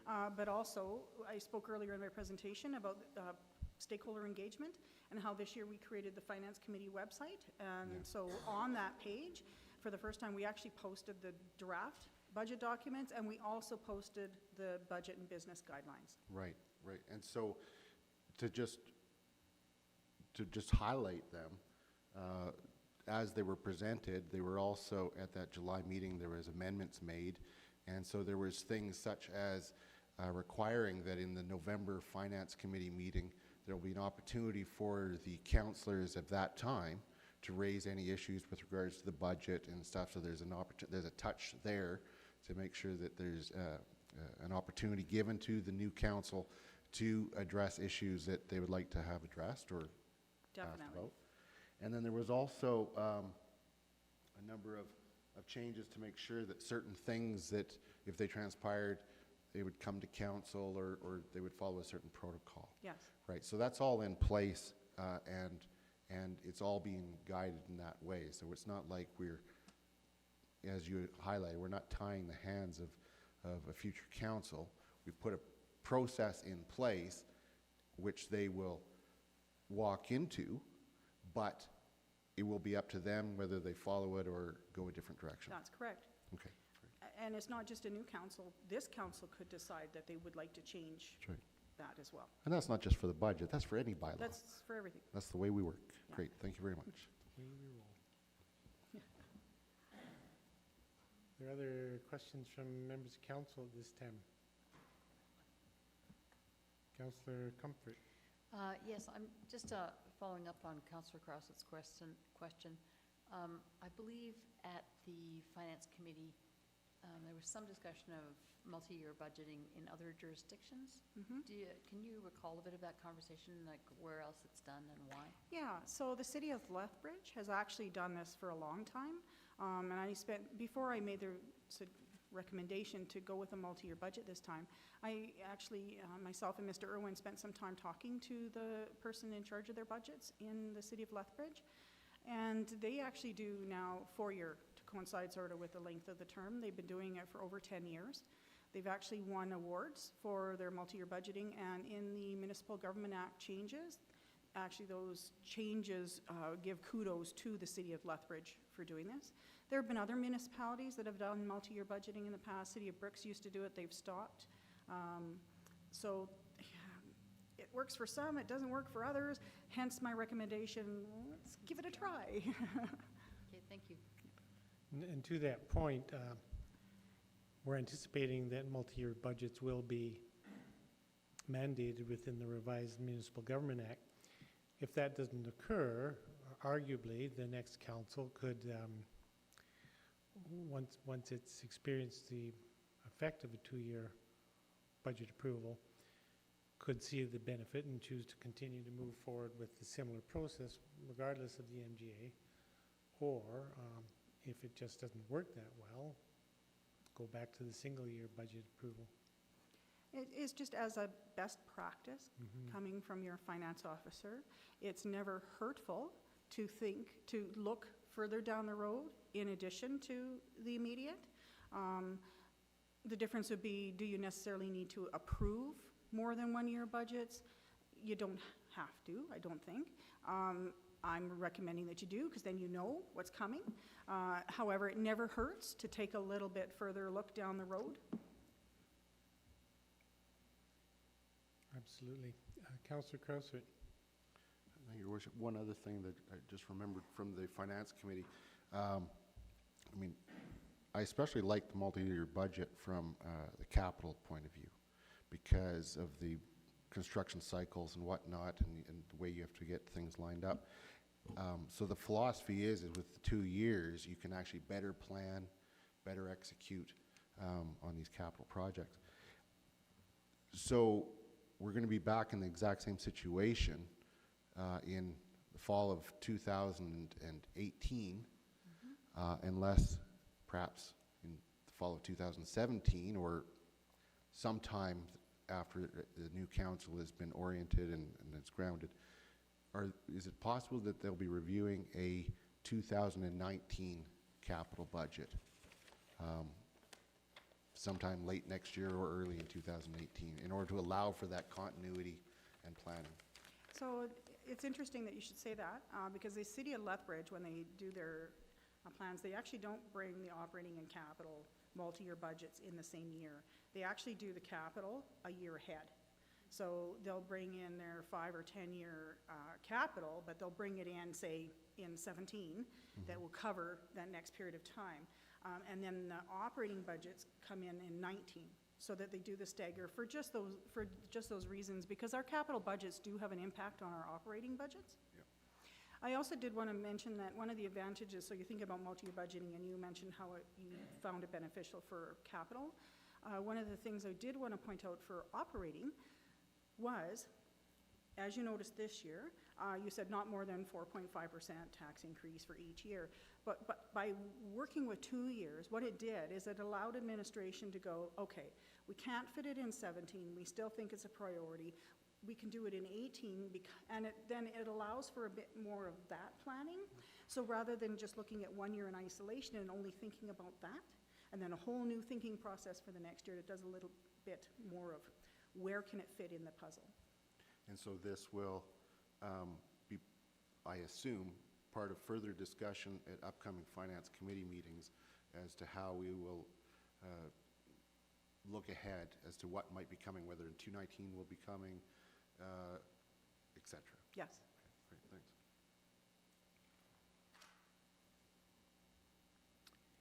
Thinking about all of these budgeting and tax-related issues and in trying to put it in context for myself, I think it's important for us to recognize that we have a very low mill rate, comparatively speaking, largely because our assessment base is so big for a community of our size. But thinking about it just from my own personal perspective, our home is assessed at $600,000 more or less. So with the Canmore mill rate at $2.44 basically per thousand, taxes in Canmore for that $600,000 unit's just shy of $1,500 a year. Whereas in Cochrane, with their mill rate of almost twice Canmore's, the $600,000 unit there would be paying $1,000 more a year, $2,500 a year in Cochrane, and twice as much as Canmore in Okotoks. So just in terms of putting it in context, when we talk about a 4.3% or whatever percent increase in Canmore to our municipal taxes, and we read in the newspaper that other communities are doing 2% or whatever, the starting point is kind of important to bear in mind. So 4% of mill rate that's half or a quarter in some cases of other communities. I think it's important to keep that in context, both for council and for the public when they're considering our decisions. I don't have a question, I just was rambling a bit there. Are there other questions at this time? Seeing none, thanks very much for your presentation. Thank you. Once again, we have spent a great deal of time budget deliberations as the Finance Committee, close to 20 hours as in that manner, and many hours previously in developing the budget guidelines and the business plan and strategic vision. So very familiar and with where we're at. And of course, this is all done in public, so this vast audience here is also familiar with where we're at. The process, of course, will be to put the motion to approve on the table, and then if any councillor is interested or considering proposing an amendment, at this time there were a number of amendments proposed and approved at the Finance Committee which informed this final budget to come forward. So once the motion to approve one aspect of the budget is on the table, then we can discuss any proposed amendments and proceed in that manner. So then at this time, I will move the council approve the 2017 operating budget as presented. Is there discussion on the motion? Councillor Krausert? Thank you, Your Worship. I also wanted to just make a couple of comments on something, and one of the things that this council has been really pushing for is increasing affordability. And of course we focus on housing, but transit is also part of that. And a significant part of the increase with regards to this year is the first full year of Canmore local transit. So there's a cost to that. Unfortunately, it's sometimes left at, an increase in tax, that means more money, which means less affordable. That's entirely wrong and entirely short-sighted in taking a look at what you're actually accomplishing with those tax dollars. You described the amount of tax increase, and during the presentation it was shown as the amount of tax increase for a $750,000 home. The amount of that extra cost, and yes, it is an extra cost, and I don't think any of us takes that lightly, but it's in the overall cost of living here, it's actually a negligible impact on the living wage, the amount that it costs to live here. However, by funding transit from that increased cost, we are actually able to move the needle on living wage and thereby increase affordability by many times the cost that it is for each of the taxpayer. We are actually able to reduce the amount that it costs to live here. And that's just one example. And the other things that are part of both of these tax or these budgets are increased reserves. And that's prudent financial planning in order to avoid a financial crunch later on that decreases affordability. So that also is something that, while it's an increased cost in the short term, it's relatively small, and the impact of it is huge on affordability down the road. So I think that we always have to take a look at, and I would encourage the public to take a look at these increases in what are their impacts and what they truly purchase. Some of it is also economic growth. If we're able to provide a product in Canmore through our streets and our infrastructure that promotes good business here, then that in fact produces jobs and increases people's standards of living. So all of these cannot just be looked at minutely at what is the tax hit at the end of the day and then stop there. Each one of them has a much larger story that we have to look into. And if you have a $600,000 home and it was a $60-some increase per year, the amount that you're in fact increasing affordability in town is many, many times that. I think it's important to keep that in mind. I assume you were speaking then towards supporting the motion. Yeah. Councillor Comfort. Yeah, I'm also going to support the motion, but before I do that, I'd also like to make a quick comment, and that is kudos to Ms. Van Kaimpima for schooling us in things financial. She's done a very good job in reforming certain practices and bringing us in line, and I think that deserves some recognition. And I also support the motion. In speaking to the motion, I will support the motion quite happily. I'm quite proud of the work that this council has done over this term, along with great administration, to regularly improve the process that we go through to be fiscally responsible and open and transparent in how we do that. I think back to my first year on council, which is only 12 years ago, and at that time budget discussions were largely in camera. Most of the budget discussion was in camera, and then there would be a very short public session where decision was made. Over the last several years, we've tried different ways of making it, the process, more transparent, starting with a budget committee with public members and morphing into the finance committee as it stands today. And I think it's a very strong process. While very few people in the community take advantage of the opportunity, they're welcome to come and sit in the chamber and observe, listen to the discussions and understand the budget and all of the very complex projects that inform the budget. The meetings are all live streamed and are available to watch online afterwards. And the great number of very well considered financial policies that we've developed over the last number of years, largely in thanks to Ms. Van Kaimpima.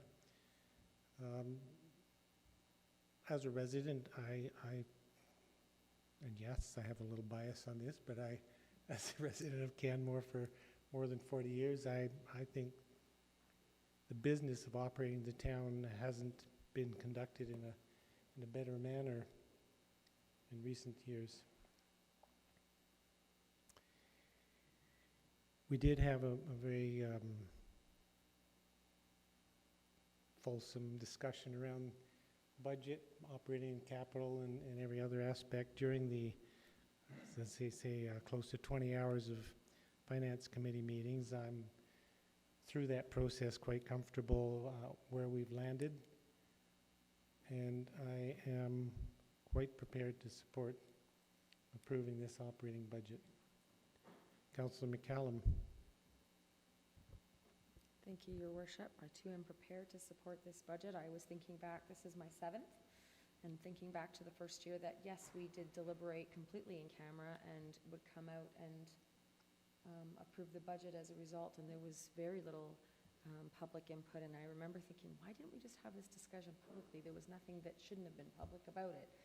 So I'm definitely pleased to see that they have been held in public for the last 5 years, and even more pleased to see that this past year that they have been broadcast on our website too, so that people can see them at home. I think that the 2-year budgeting process is definitely one that has allowed my brain to stretch a bit, and it's been good to look forward as we do usually in our own personal budgets. We tend to look forward to the future and to plan for the future. And so I see this budget as being very forward-facing. And I appreciate that a large part of the increase has to do with transit, which again affords a measure of affordability to the public, as well as affords a level of livability in our busier spaces in the community. So yes, I look forward to supporting this budget. And I thank all my colleagues for all their hard work, 20 hours of it. Further discussion on the motion that Council approve the 2017 operating budget as presented? Seeing none, I'll call the question. Those in favor? Opposed? Motion's carried unanimously.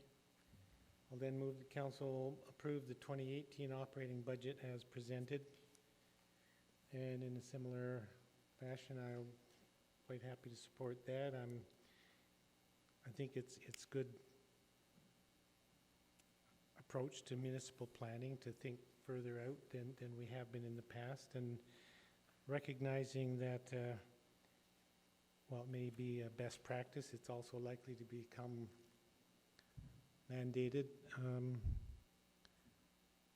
and we're learning how to move forward with multi-year budgets. It's been a very interesting and worthwhile experience. So I'm quite happy to support this motion. Councillor Krausert. Thank you, Your Worship.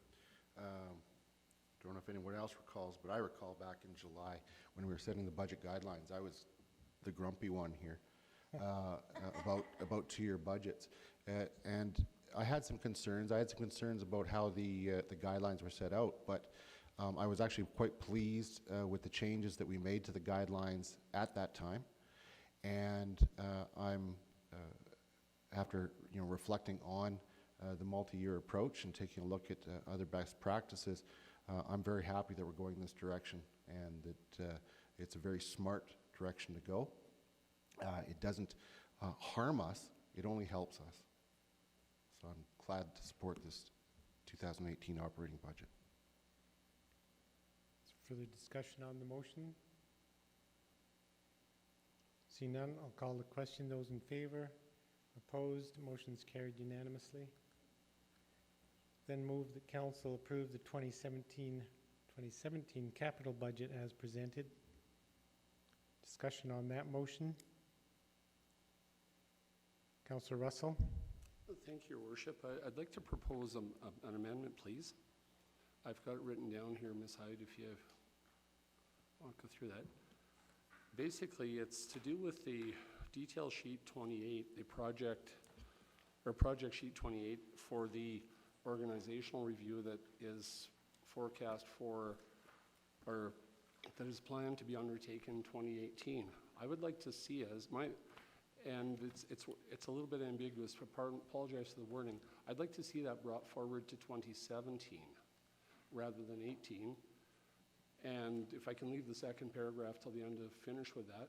The reason for this is this has been a really learning exercise. There's been a lot of hardship through the administration. These guys have cut hard. They've really put a lot of thought into this. There's been some moves that have really pushed it around.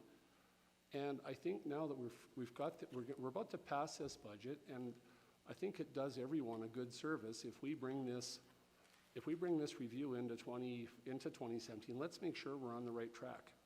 We've made some changes, reallocated, juggled around. Let's make sure we're right here, and the best way to do that is this project that we've approved the funding for, bring it forward a year, and fund it by, we have to do some juggling to simply, in my mind, slip a couple of projects out to 2018, and in discussions with some of my colleagues, it was, give me a funding source. I can arbitrarily walk through there, pick a line, and find the difference to move the value. But I think I've got confidence in our staff that if we go ahead with this, move something out, bring the org review as a priority into 2017. Just on a point of clarity, we should define the funding source in the budget. I don't know if administration is comfortable with council approving a budget item that basically is unfunded. Ms. DeSoto? It would be preferable, yes, to have a funding source and, sorry, without looking at it completely, is it funded from reserves? It's funded from taxes, so,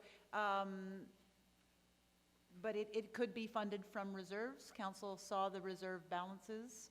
So if it was moved forward to 2017, given that the tax funding allocation has already been allotted in 2017, I would recommend that it be funded from reserves. Operating reserves? No, capital reserves. Capital reserves, of course, yeah. So, Councillor Krausert? So just to clarify then, Mr. Soto, because it's shown as funded from operating in 2018 for 100,000, you would suggest it'd be funded from reserves, and then that would be replenished in 2018 as it's currently set out. So it's not an increase to our taxes this year, it's just simply a bridging until those dollars come in 2018. Yes, I hadn't looked at it that way, but I think that could be accomplished that way. Yeah, so Ms. Van Kaimpima is suggesting that be part of the motion, if that's actually council's desire, is that the capital reserve be replenished from the tax allocation to capital in 2018. It's your motion, Councillor, is that? I would happily accept that as friendly. And the municipal clerk have that clear?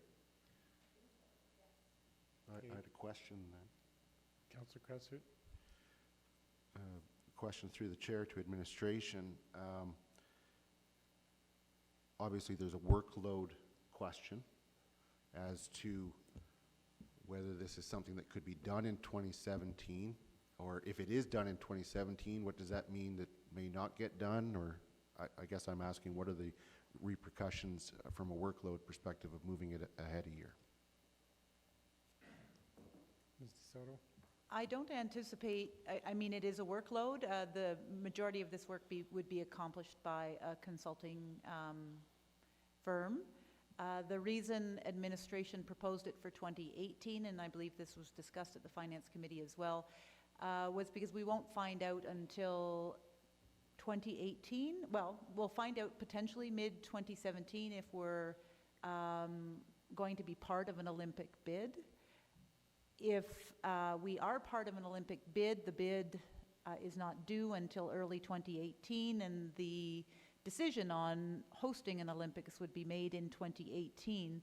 So we felt that we would need support in an organizational review on how to organize ourselves to deliver an Olympics, and it, timing it for 2018 to allow for those decisions to occur was with that intended purpose. Thank you. Councillor Sanford? I had the same question as Councillor Krausert as one of the things we discussed during the budget deliberations was the capital costs of doing things aren't always the full cost. A capital project will be something that has to have operational support. So anytime that we tweak a capital aspect of the budget, we have to be looking at what the implications are for staffing. And I see in 2018 it was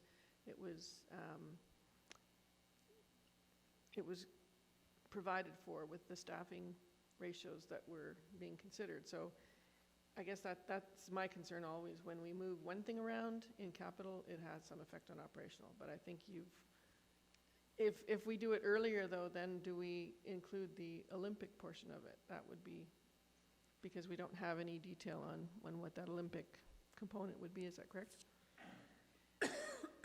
Well, we certainly could, but you would potentially be doing a bunch of work that would not be required should a bid proposal not move forward.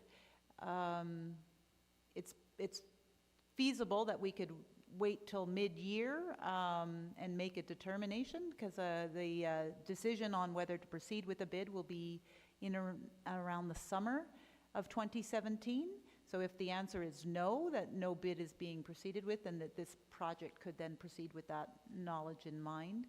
I guess the other aspect to consider is that the 2017-2018 budgets have been approved, the operating budgets, and an organizational structural review will likely come with recommendations for structure realignments that may have costs associated with them, which then would require the 2018 budget potentially to be adjusted, or any recommendations coming out of that structure review to be delayed until 2019. If there were costs associated with them, there may be some that are cost neutral, and then those certainly could be implemented. Okay, thank you.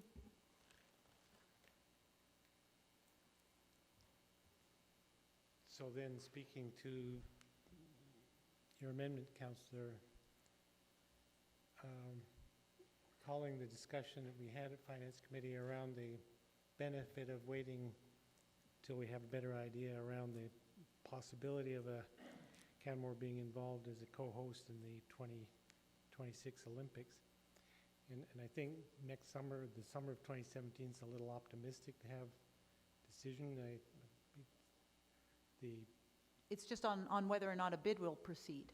I think that's currently the bid exploration committee's. Yeah, but the National Olympic Committee won't decide for some time after that, and then the international, so it'll be likely late 2017 or early 2018 before there's any certainty around that.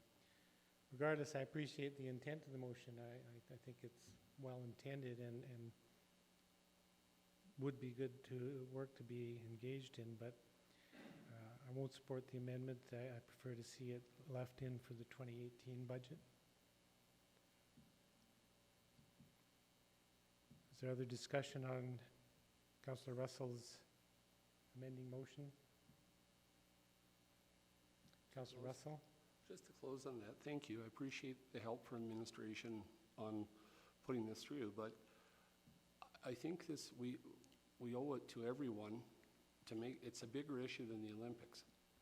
I think we really need to make sure we're on the right track. This is we've taken out our internal audit next year in lieu of the Ipsos Reid study. Let's see and make sure we've got the total package so that we fly ahead with a really good, strong situation. Get our corporate ducks in a row. Make sure this is just nailed. If in fact the Olympics materialize, great. Roll with it. Roll with that when it comes. I think an organizational review with this kind of magnitude is bigger than what we should be. It's more than just to be done for an Olympic bid. Do it for everybody here in the corporation and in the community. Thank you. So then, to the motion. Those in favor? Opposed? Motion's defeated. You supported it? Okay, motion's defeated with Councillor Krausert and Russell in support. Back then to the main motion as presented, that council approve the 2017 capital budget as presented. Is there further discussion on that motion? Seeing none, I'll call the question. Those in favor? Opposed? Motion's carried with Councillor Russell opposed.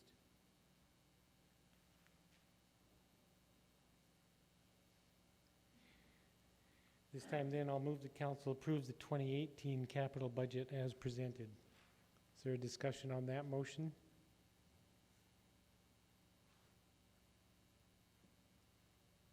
Seeing none, call the question. Those in favor? Opposed? Motion's carried unanimously. We'll then move the council accept the 2017 to 2021 capital planning summary as presented for planning purposes. Discussion on that motion. Seeing none, I'll call the question. Those in favor? Opposed? Motion's carried unanimously. And I'll now move the council approve the carry forward into 2017 capital projects number 1617 tourism building power upgrades for $30,000. Number 1618 elevation place slide area access for $40,000. And number 1622 public works priority items in lieu of delayed reno for $220,000. Discussion on that motion. Seeing none, I'll call the question. Those in favor? Opposed? Motion's carried unanimously. And I think we'll take a short break at this time. Thank you very much, Ms. Van Kuympema and administration and all for a lot of great work on getting to this point in the budget.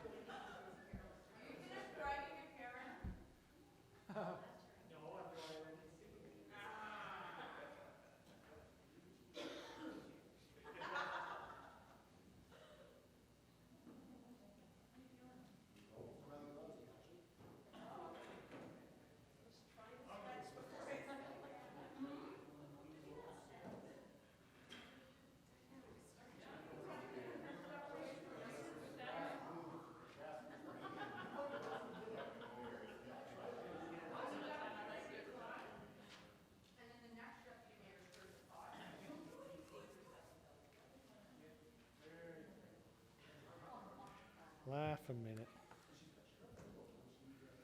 Where are we at now? We're up to... Okay, we're up to item G2, vehicle replacement policy. Mr. Canmore. Good evening again, Mayor Borman, members of council. So yes, here, administration's here tonight to talk about vehicle replacement policy. So we're going to present the details of the policy to you, and we're hopeful that you will approve it as presented. So first off, just to get a bit of perspective and actually highlight right out of the gate a bit of a typo in the decision, request for decision, paragraph 1. So we do have 63 vehicles that fall under light and heavy. However, you notice the numbers don't add up. So there should be 42 heavy, not 41. And as mentioned there, it is a significant value. It's close to $4.5 million is what we spent on it. So it's not a small budget item, and it's something that we should be prudent in how we manage and replace those over the life cycle of those vehicles. So, and when you're looking at managing a fleet area, there's a number of different variables involved. So the vehicle types, as I mentioned, we have heavy fleet, so those are graders and dump trucks and loaders, and then we have light vehicles, so they're just cars for moving people, and then we have half-ton trucks as well for moving materials, and one-ton trucks for moving soils and different materials for us to provide the services that the town of Canmore does to its ratepayers. So there's a significantly important asset, and they need to be managed and maintained with best practices. And then with the fleet itself, you know, there's different considerations when you're looking at fuel types, the fluctuations in repair and maintenance costs. Vehicles depreciate as well over time, and then we need to ensure that we, where possible, purchase vehicles that have the appropriate versatility so that a vehicle that can be used in the summertime for a specific operation can also be utilized in the summertime as well, which is something we're very sensitive to as well. So, in the past, our experience in looking at what other industries have done and going back a number of years, the thought at the time, specifically for a car, was that after 3 years, or once you hit 100,000 kilometers, is that you would replace the vehicle. And this a higher number, but the same thinking applies to light trucks. So 4 years or 140,000 kilometers. And the thinking at the time was there wasn't the warranty periods that we have today. The vehicles were not as reliable, and so that was an appropriate practice. However, we found with time that vehicles do last longer, and we do, where possible, purchase extended warranties so that we're covered for any major repairs in the time that we own the vehicle. And so today we do, for light and heavy fleet, for example, we do approximately 8 years and 150,000 kilometers. And that's what, if we go back and look at the last 10 years in the capital project sheets that we've provided council for consideration with approving and replacing the vehicles, we have used best practice from what we've discovered in our experience talking to other fleet service providers, is that we look at typically the 8 years and 150,000 kilometers. And also looking at, you know, how much have we spent on this vehicle and what does the mechanic think. Now we're in a better position today, and because the asset is so valuable in terms of cost as well as the services we provide, so we're really cautious about downtime, is that we have put together a vehicle replacement policy for council's consideration that we would use going forward when considering vehicles for replacement during the capital budget discussions. Now, before we get into that, I wanted to just highlight this graph here. So this is really for illustrative purposes, but imagine a vehicle that's worth $60,000. And as we know, as soon as we drive that thing off the lot, it drops value considerably. And you can see it just does a free fall.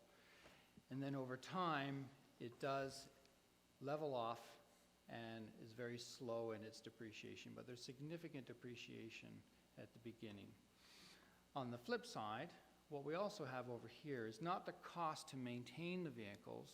What this is the cost to maintain the vehicles relative to the residual value. So this is a percentage, so I just want to highlight that we're using this axis over here on this side.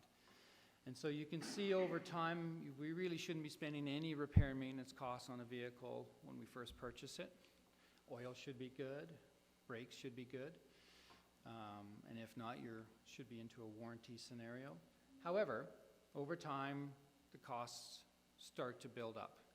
And as the vehicle drops and the costs increase, we start to see that it grows and grows and grows.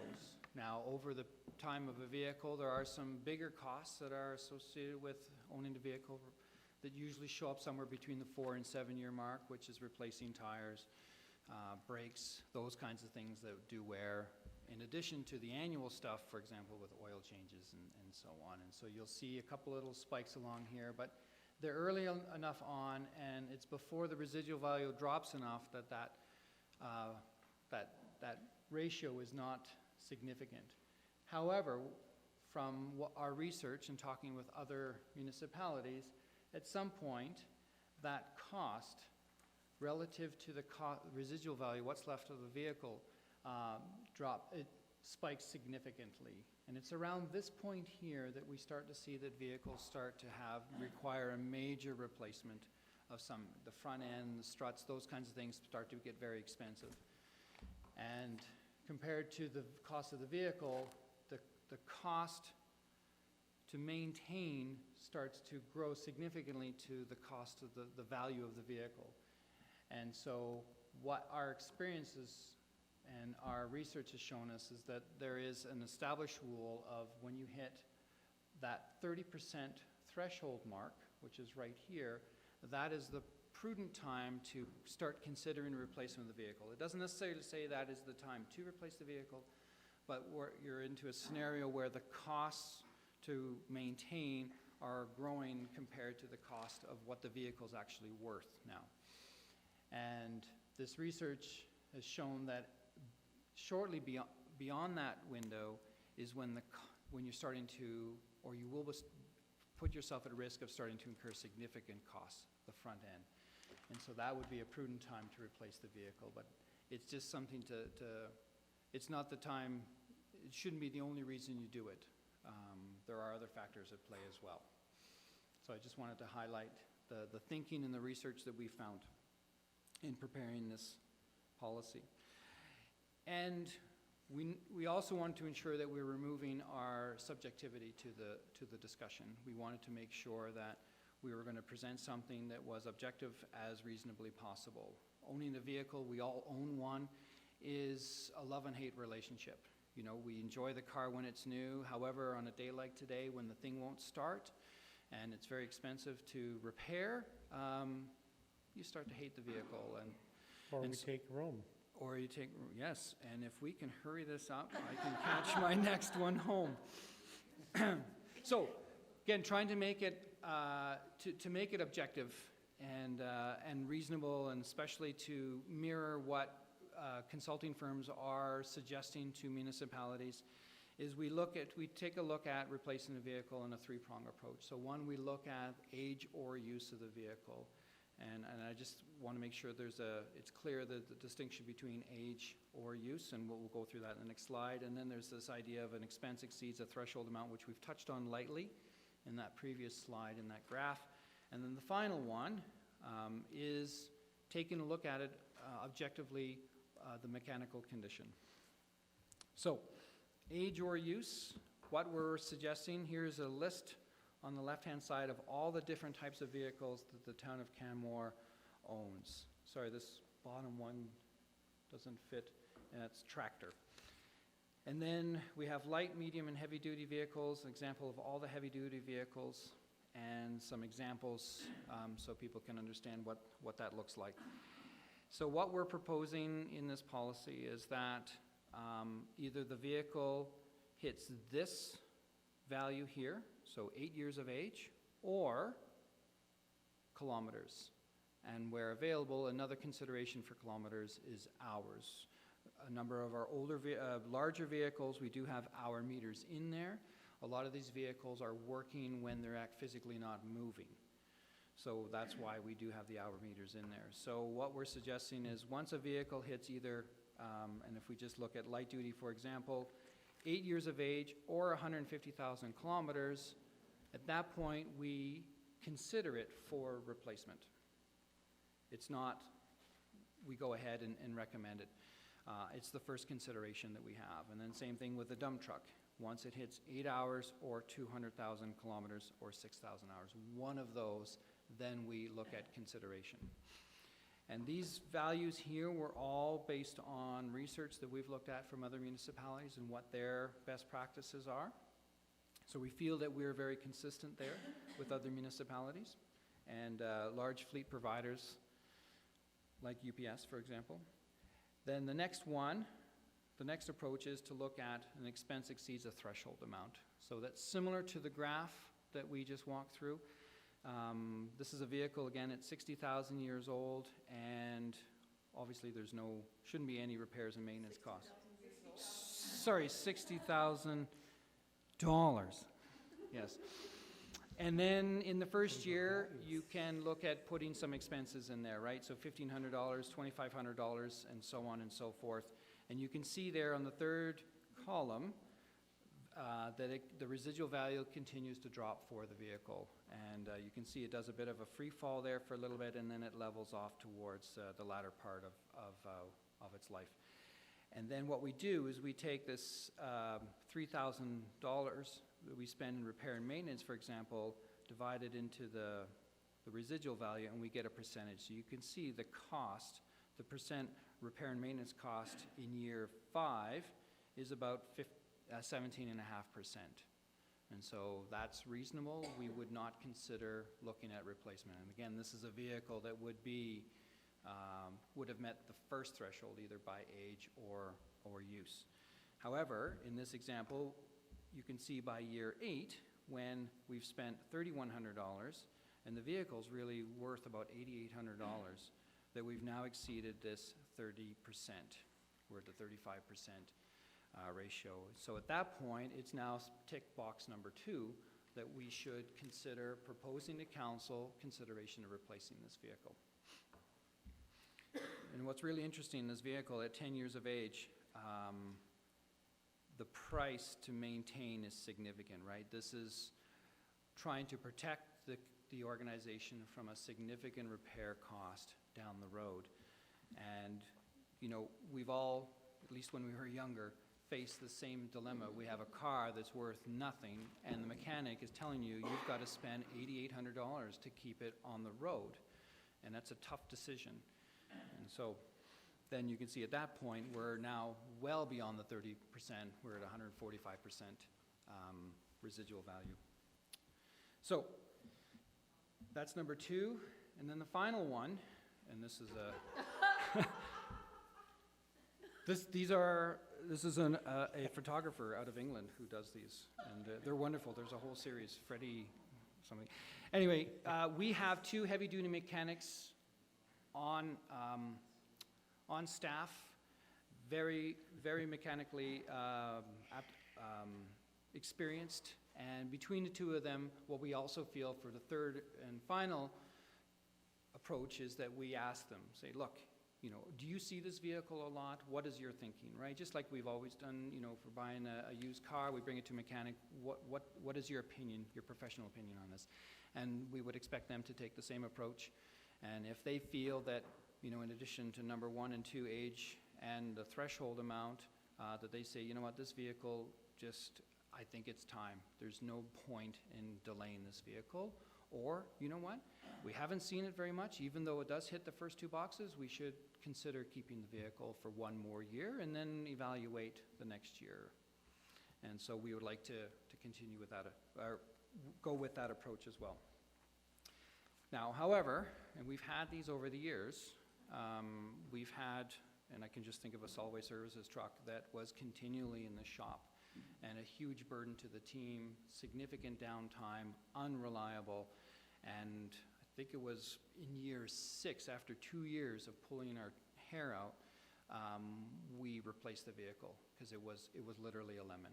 We should have just painted it yellow and written Sunkist on it. So I know we can do that, but what this policy does with council approval, it allows us to continue to do that, is to bring it forward for council, even though it doesn't hit a few of those previous boxes. And then on the vehicle surplus, so we've asked to replace a vehicle. We now have the vehicle in service, and the other vehicle, the one we're to surplus, it just puts some parameters around that we are to replace it within 3 months. I do know in the last couple of years, we could have done a better job in this regard. We had asked council for a replacement vehicle, and we had kept the old vehicle in service. And so this just confirms, commits us, when following this policy on council's behalf, is that we would replace those within 3 months. So to try to ensure that we don't end up in that scenario again where we keep those vehicles longer than what's approved by council. And then just to help understand what this could look like is one of the vehicles. I guess so there's no point in me showing you this now that you've already approved the capital budget, but I'm going to do it anyway. This is Unit 35 that was proposed and now approved by council for replacement in 2017, and what this could look like going forward, so you can see an example. So this is a truck that's right now operated by the Engineering Services Department. It's a half-ton. It will be 10 years old next year. It's got 130,000 kilometers on it, and it hits the threshold in year 10. And I just wanted to show that in that graph, that threshold amount. Do you know what the residual value of that? Councillor Comfort? Thank you, Your Worship. It's right here.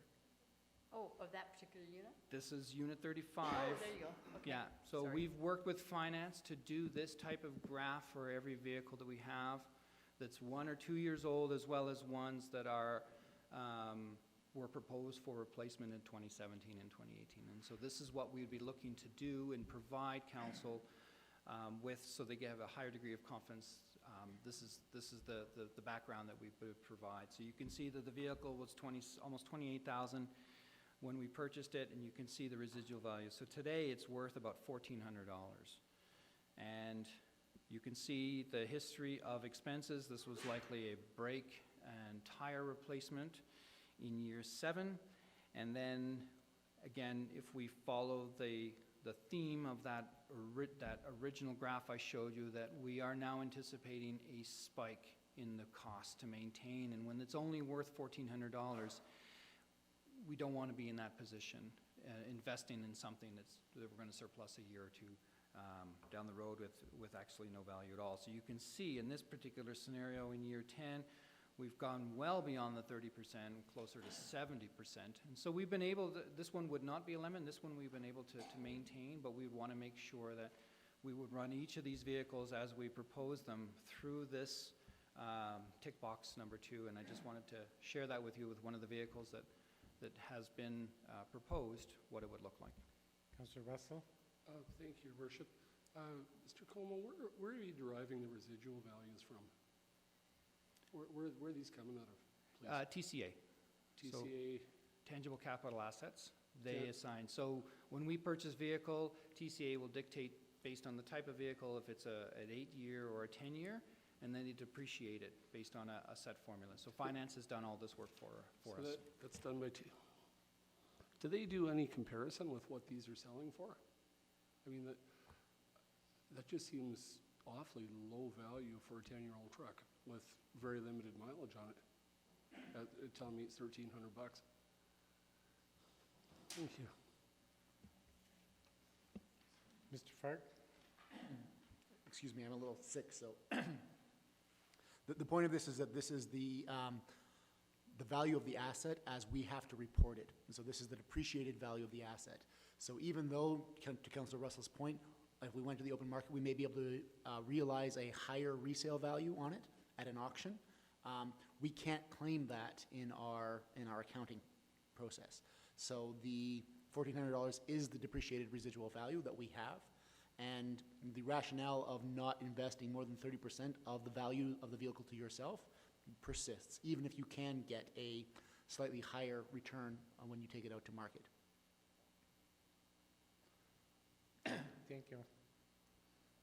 Okay, thank you. And so, with that, that's the end of my presentation, so I can answer any questions if there are any. Thank you. Great. Are there any further questions, Councillor Comfort? I just wondered if you take into account any environmental considerations like emissions, that kind of thing. Does that ever factor in? Yeah, I mentioned one of the earlier slides was fuel type. And so, yes, certainly, for sure. And where that really is important to us is when we're replacing the vehicle, what type of energy efficiency do they have, or fuel types as well, diesel, gas, so on. Okay, thank you. Councillor Sanford. Well, thank you, Your Worship. I was just looking at your table that you showed us earlier about the residual cost and the repair and maintenance. It seems like under 4.3, the repair and maintenance costs are fairly high, $1,500 in the first year, $2,500 in the second, et cetera, et cetera. That seems to me like that would have a component in it of the labor, which in our situation, our labor is part of what we provide through the town, correct? We have 2 mechanics. So if I look at your real numbers of maintaining Unit 35, it doesn't seem to have as high cost as what you presented us in the first table of the repair and maintenance, taking into consideration that there would be labor in there. So it seems extremely high when you look at this chart, but then when you look at that chart, you think, well, that's probably closer to reality because you're tracking it, right? Yes. And the labor cost is not included in that chart, because that's just the cost of the parts. No, this table here does include labor. That includes labor? Yeah, yeah. So in the definitions of the policy, under repair and maintenance costs, it does include labor as well. You're breaking And that and out I with agree the 2 with you. mechanics? Sorry? You're including because the 2 mechanics that we have are on staff, is that correct? It's true, but they are a cost. If we didn't have them in-house, it would be an external cost. So we need to account for it under each scenario. And I agree with you. I think when we saw this original table, we were quite surprised that in the original version, it showed hitting the 30% in year 6. And we just thought, you know what, there's no way they're going to be spending, based on the vehicles that we have and what we've expensed on them, $1,500, $3,000 in any one year, especially earlier on. So well, in year 1, yeah. Like who's spending $1,500 on a So what we've done here is car? we've modified the table so that it illustratively it shows it at least a year 8, and we can see in practice that we don't even sometimes hit it until year 10. It Certainly just not seems, year 6. It seems really out of whack when you compare the theoretical vehicle at $60,000 and the actual vehicle, and we look at what it's actually costing us, $27,000. So it's not exactly the same vehicle value, but to repair, the repairs seem very high on the theoretical chart. That's all. Councillor Russell. Thank you, Your Worship. Just to follow Councillor Sanford's question, when you're charging out your shop labor for that, are you charging at cost of labor, or are you charging at a shop rate? We are charging at our rates, internal rates. That would be, like, we're paying our staff Salaries. rates, or do we just paying salary, we're not charging Yes. a fleet fee? Thank you. Are there other questions this time from members of council? Seeing none, thanks for your presentation. With that, I will move the council approve the vehicle replacement policy as presented.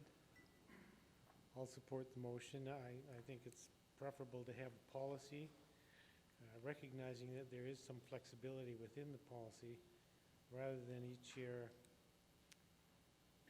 recommendations coming forward to council in budget, and council perhaps not being certain that there is rationale to support the replacement. So following a set policy like this makes sense to me. Councillor Cressert? Thank you, Your Worship, for very similar reasons. I'll support the policy.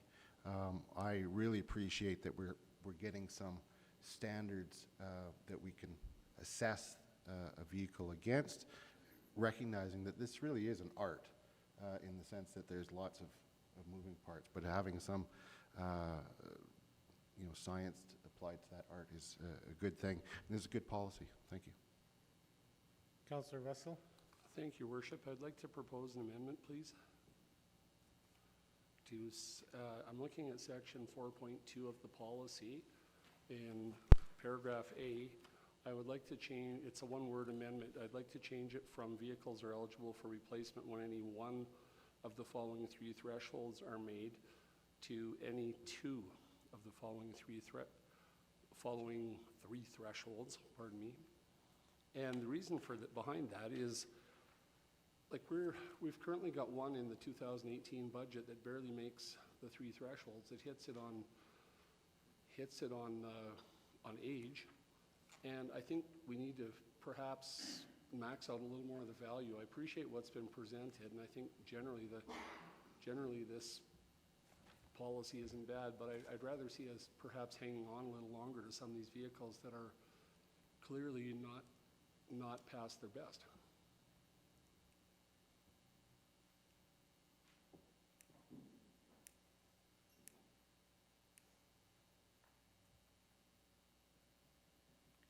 Councillor Comfort to the amendment?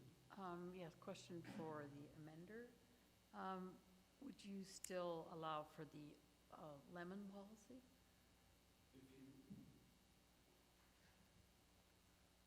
To respond to that, there is a clause further in the policy, and I just don't have it at my fingertips, where the manager of public works does have the discretion to just declare something written off. You know, if it's a lemon, it's a lemon. They have got that safety valve in there.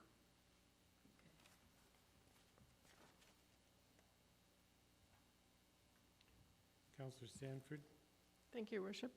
Well, I would tend to support that amendment from the perspective that we have in-house mechanical advice and cooperation, and the vehicles are being maintained in a certain in a certain way, in a certain standard. And I know for my own vehicle, it's been maintained at the same service with the same technician for 10 years.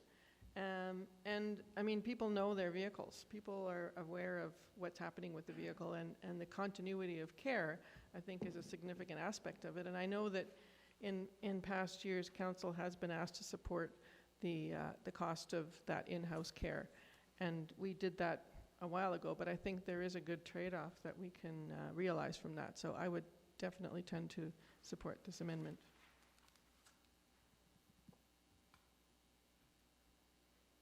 Councillor Russell, did you have more? Councillor Cressert? Thank you, Your Worship. I'm not going to support the amendment. I remember the discussion during Finance Committee, and I mean, it struck, I think, a number of us, oh, you have such a low kilometer vehicle or a low age vehicle, and how could we be selling? But the fact is that it's put in just a ton of hours, and the engine's been working a long time. So I think that if we bind it to any two, we're disregarding the fact that these vehicles are used in a variety of ways. And so if we look at any one of these, you know, with the age, even if it has low kilometers, you're out of the warranty, you're potentially going to be looking at a big ticket repair, and it's still a low value vehicle, even with because of age. You could have something that's a relatively young vehicle. It could have very low kilometers, but the hours on it have just been incredible because of the way that it's being used and the fact that it's running all the time. So I think that we start to tie the hands of admin unnecessarily, and we actually are setting ourselves up for, I think, increased costs. I like this policy as it's written, so I can't support the changes. Councillor McCallum? I just have a question through the chair to administration. In 4.2, it says vehicles are eligible for replacement when any one of the following three thresholds are met. Eligible means it would be trigger you to bring that forward to Finance Committee in that budget year. It doesn't necessarily mean that council has to approve it. Am I correct? True, this is. It's the trigger for admin to say, yep, this is one we need to replace, and boom, we'll stick it in the budget and see what council says. This is not an automatic No? approval. It's not automatic. It's not a matter of the finance committee, is it? I mean, it's not automatic because there's a process. Then you take a look at the cost, and then you go talk to the mechanic. Ultimately, if it's going to be replaced, it's going to be recommended by administration, but they've already made the decision, we should replace this, and then yes, it would come to ultimate budget for replacement. But I think it's actually an internal process that gets triggered. I think you're right in that. It triggers a process, but it has to do with the mechanics and public works, right? Yeah. Yes. Okay, all right. I mean, thank you. The, to that point, the way the policy is written is it simply that they're eligible for replacement? It doesn't say that it's mandatory, it's just eligible for it. That was the point I was Yeah. trying Yeah. to make / clarify. Yeah. Clearly, if the vehicle is still going strong, the admin wouldn't recommend replacement. That's what I Yeah. assumed, based on this policy. Councillor Sanford? But I think taking that into consideration, if there are two variables that need to be met to consider that replacement, then it's more of a challenge to do that than meeting one variable. So, I mean, the reality is that if it's a lemon, you're going to replace it. But if it's a vehicle that's well within its range and it's functioning well and it's meeting 2 out of these 3 criteria, then you have more of a control over it. So I think meeting 2 of the criteria as opposed to 1 of the criteria has more essence to it. That's all I'm saying. I mean, I'll be supporting or not supporting the amendment. I think the original wording works fine. As I spoke to earlier, just simply having a policy to follow, I think, is the important part. It's clear in 4.1 that in any situation, it could be recommended for or eligible for replacement, even if it doesn't meet any of those 3 thresholds. There is sort of an open-ended clause there. So I think it's important to leave the discretion to the operators and the mechanics. And I do recall from the discussion at Finance Committee that one of the concerns is that if a vehicle isn't replaced when it's felt it should, then it can break down unexpectedly during service delivery. I mean, during the year, and add a great deal of additional impact negatively on service delivery. So I won't support the amendment. I prefer to leave the original wording and leave that discretion to the mechanics or whoever's making those decisions. Councillor Russell? If I can close there, Your Worship, a couple of thoughts to the points raised by my colleagues. I appreciate Councillor McCollum. Very, very good point. It triggers. I like that. I didn't consider that. However, to the mayor's point of vehicle can break down if it's maybe ready to go, vehicles break down at any given time or date. I don't think that's a justification to push this off.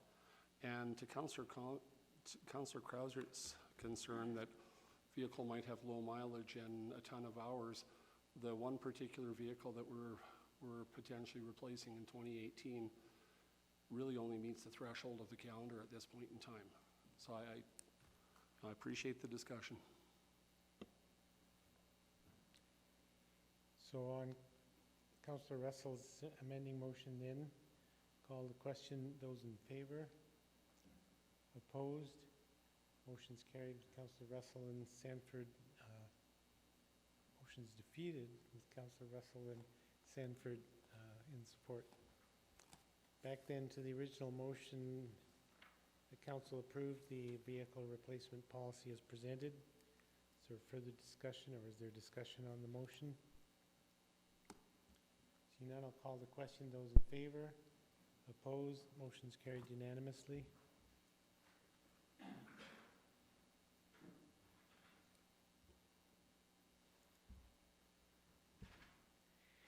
Will you be able to make your bus, Mr. Cole?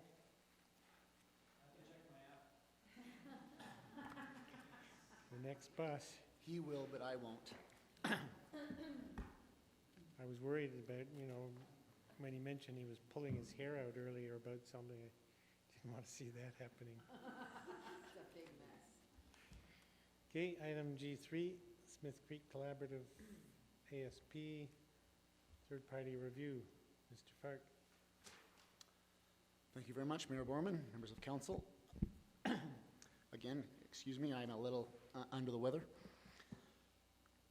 So the item before you is the Smith Creek Collaborative ASP and the question of whether to do a third-party review or not.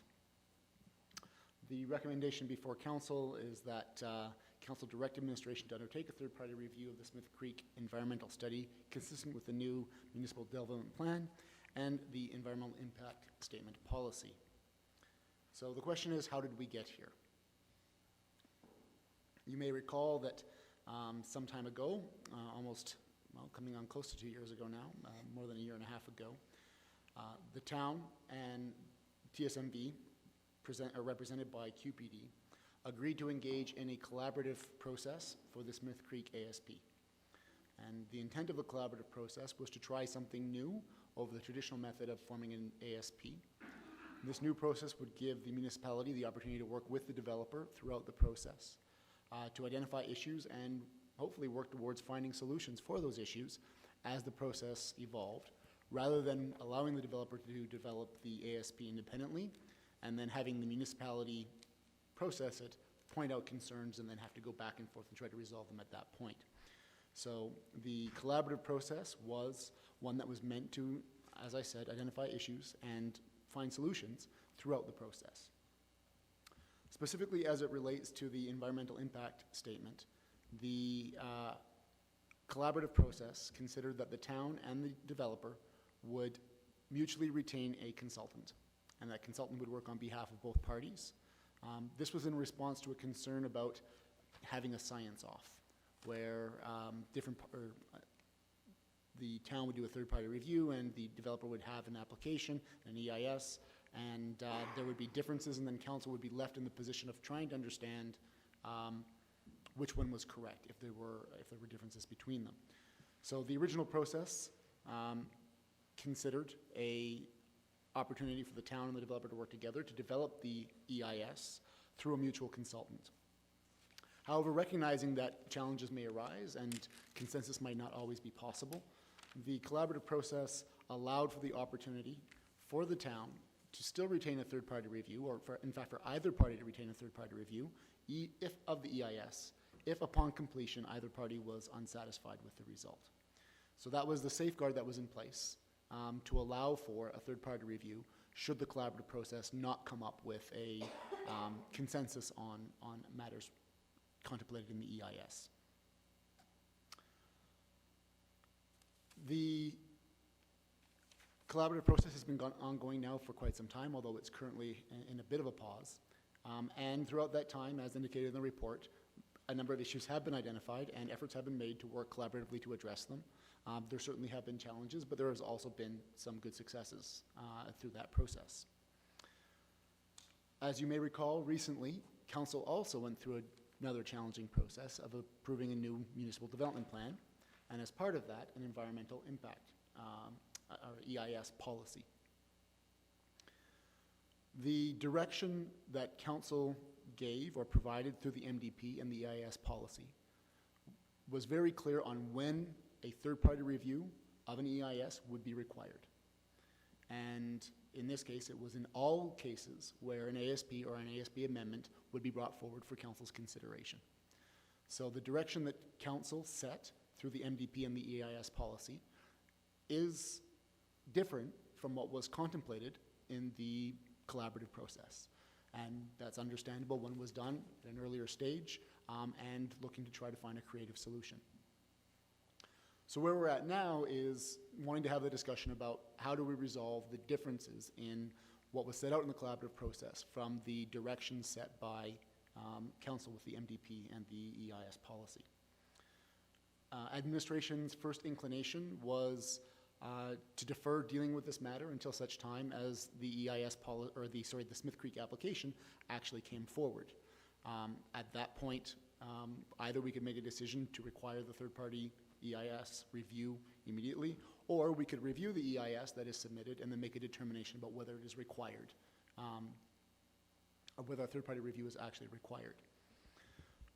There has been some concerns raised, certainly within the community, that people are looking for clarity over whether or not a third-party review will be required. And there's some anxiety or some concern within some members of the community. Also, there may be some benefit to the developer to have clarity before submitting the application around what exactly the requirements for them will be. And so for that reason, we are putting forward this matter for council's consideration. The alternative, as I have touched on slightly, is, or the decision here for council is to just be consistent with the MDP and the EIS policy as it currently is and require the third-party review. The alternative is for council to defer that decision until an application is actually submitted and review of the EIS that is submitted is completed. And then at that time, if it is felt that a third-party review is required, then council could require it at that point. So either decision, it would be acceptable to administration, and both have their merits. With that, I will answer any questions that you might have. Thank you, sir. Are there questions from members of council at this time? Councillor Comfort? Not meaning to interpret your words, Mr. Fark, but you seem to be saying that to go ahead and do the EIS, our own EIS at this point, would be more consistent with what we've passed in the third-party review in the MDP.